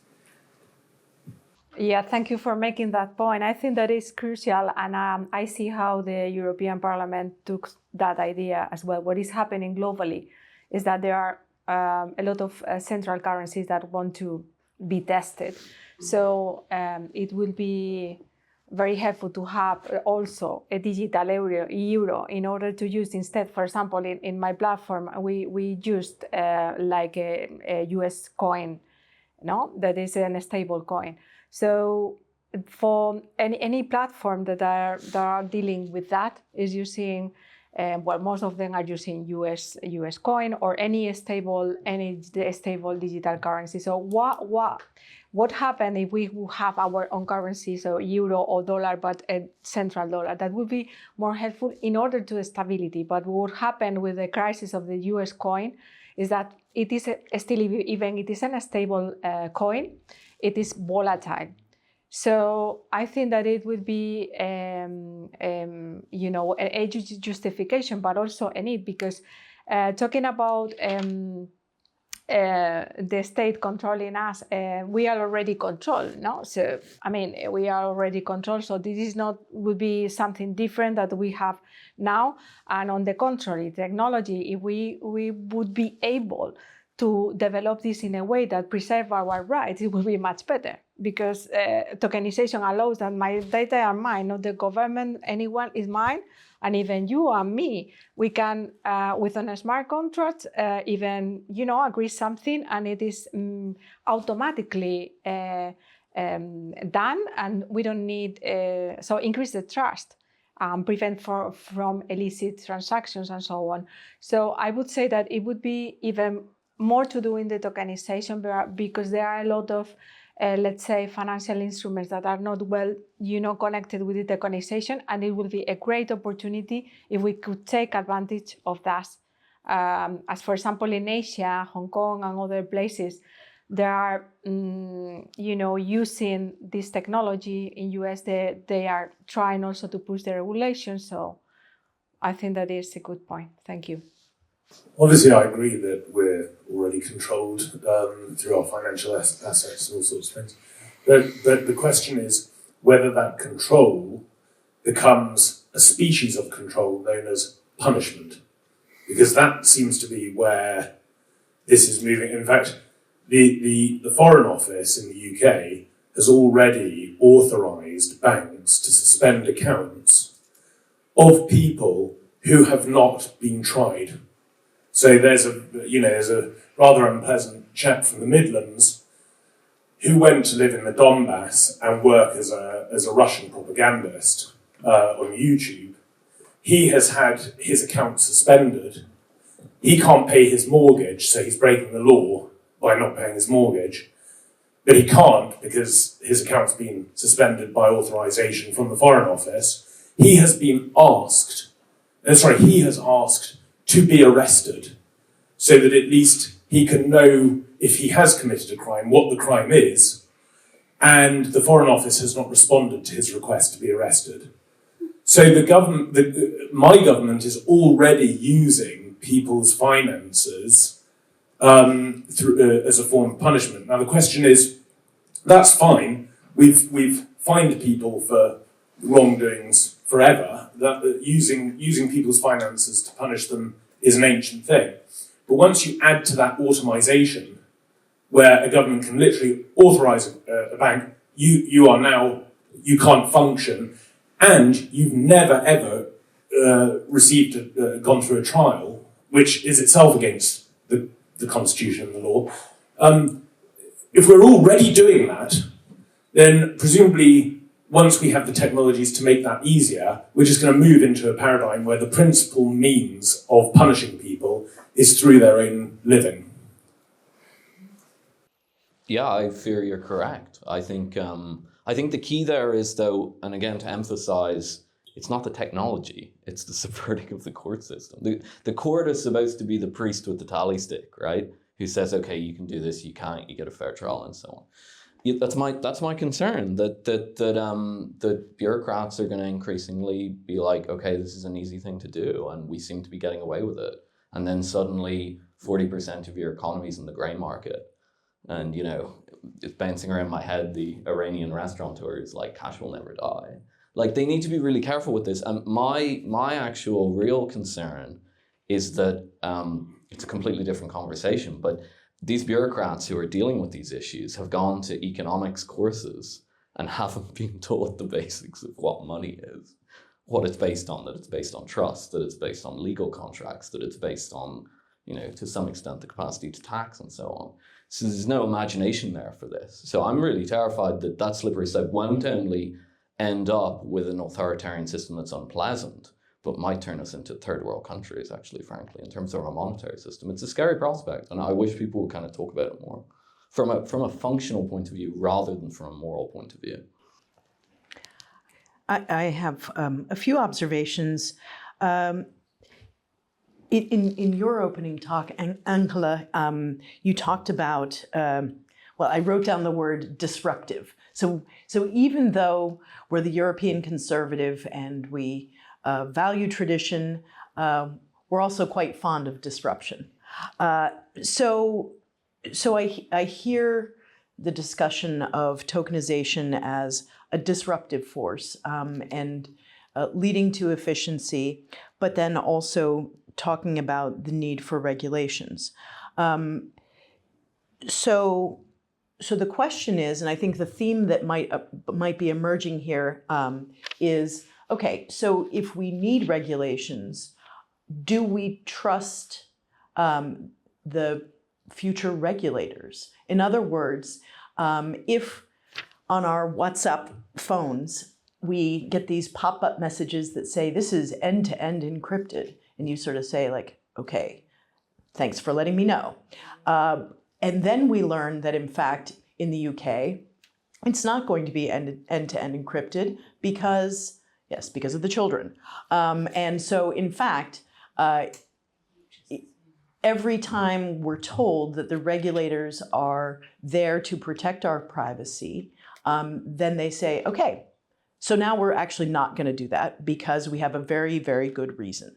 And this keeps happening. So my question is partly who would regulate these systems, and why should anyone trust them to regulate in the best interest of an ordinary person whose livelihoods are at stake? The guy who can't pay his mortgage for an uncharged crime, possibly, or even people who haven't done anything, but their data is being scraped to make sure that they haven't done anything wrong. So who regulates them, and why would we trust that those regulations would be in the interest of the individual? And then I think we're going to have to wrap it up for lunch. Yeah. Well, I think that more than ever, it is very important regulators have a key role here. It is very important. Why? Because technology allows regulators to do something automatically. Smart contracts are, you can program smart contracts and then do whatever is automatically. So you need to be clear on what is right and is not right in order that function correctly. So more than ever, we need regulators to work with the technological people, with new incumbents or whatever, in order to understand well what is happening and regulate it and to put it on the table, which something is more difficult. Okay, so sorry. So who are the regulators? Who decides who the regulators are? And I mean, is this by agreement? Is this supranational, and why would we trust that they have the ordinary person's interests in mind? Well, that is an interesting point. Why this type of tokenization technology allow us to keep our data, even to regulate individually. Let's say we can arrange our government as we wish. So in some way, a new kind of money would arise the question, and how we should organize in another way. I mean, this is another debate and another dialogue. I think that what we have is a technology that can be used in order to improve the efficiency of the markets and improve, any aspect in our security as individual and preserve our data. So it's what we have to put on the table, that the regulators, the one that we already have in the state or wherever, put the tools in order that we can use safely that technology and with the clear rules, so the operators also can operate and take advantage of that. Final thoughts, gentlemen? Yeah, maybe just that going to your example, there's always been miscarriages of justice and abuse of power, but if you have a lot less use of cash in this case, then the consequences of shutting off or freezing your bank account are much more severe, and the same is true with all these new regulations on the DSA, social media. If the role of social media is much more important than supervising it and the accompanying problems that go with it, and bad supervision will be much more of a problem than it used to be in the past. So I think, especially when it comes to European Union regulation of a lot of these new digital developments, I think we have to be really careful what will happen there. Specifically when it comes to the DSA, I published some piece by a professor in AI last week, and he listed all the open question marks with the DSA. Okay, who are these trusted flaggers? And what happens if they flag in a wrong way? If they flag an article of Philips, fake news from now on cannot be spread on Facebook, Twitter anymore, or the social media platforms will get a fine. Okay, how can you appeal that? So many risks, I would say. Just since I'm at the European Conservative Conference, money is like everything else. There's nothing new under the sun, at all. The basic problems here are governance problems. Are our regulatory leaders prudent? Increasingly, maybe not. That's scary. Do we have a functional court system to settle payment claims and so on? Is a central bank going to engage in a hyperinflationary policy? These are as old as Rome, right? And I just really think that the conservatives who are concerned about these things need to pull the veil back a little bit and, read some monetary history maybe, and might be good, and just make the case, in public. Money is money. Money hasn't changed that much. We know what destroys money. This is what destroys money. Please stop doing it before you destroy the money. On that note, I think we can wrap up this panel and wrap up this conference. I think my panelists, all of the other panelists, this was a fascinating morning of thought-provoking topics. I think perhaps we've raised more questions than we've answered, which is really the goal here, to continue the conversations over lunch, online, with our friends, with our bankers, with our politicians, asking these questions and being persistent until we have answers that satisfy us. So again, thank you very much for coming. This will be available online. You can share it with all the people who were unfortunate enough not to attend in person. So thanks again.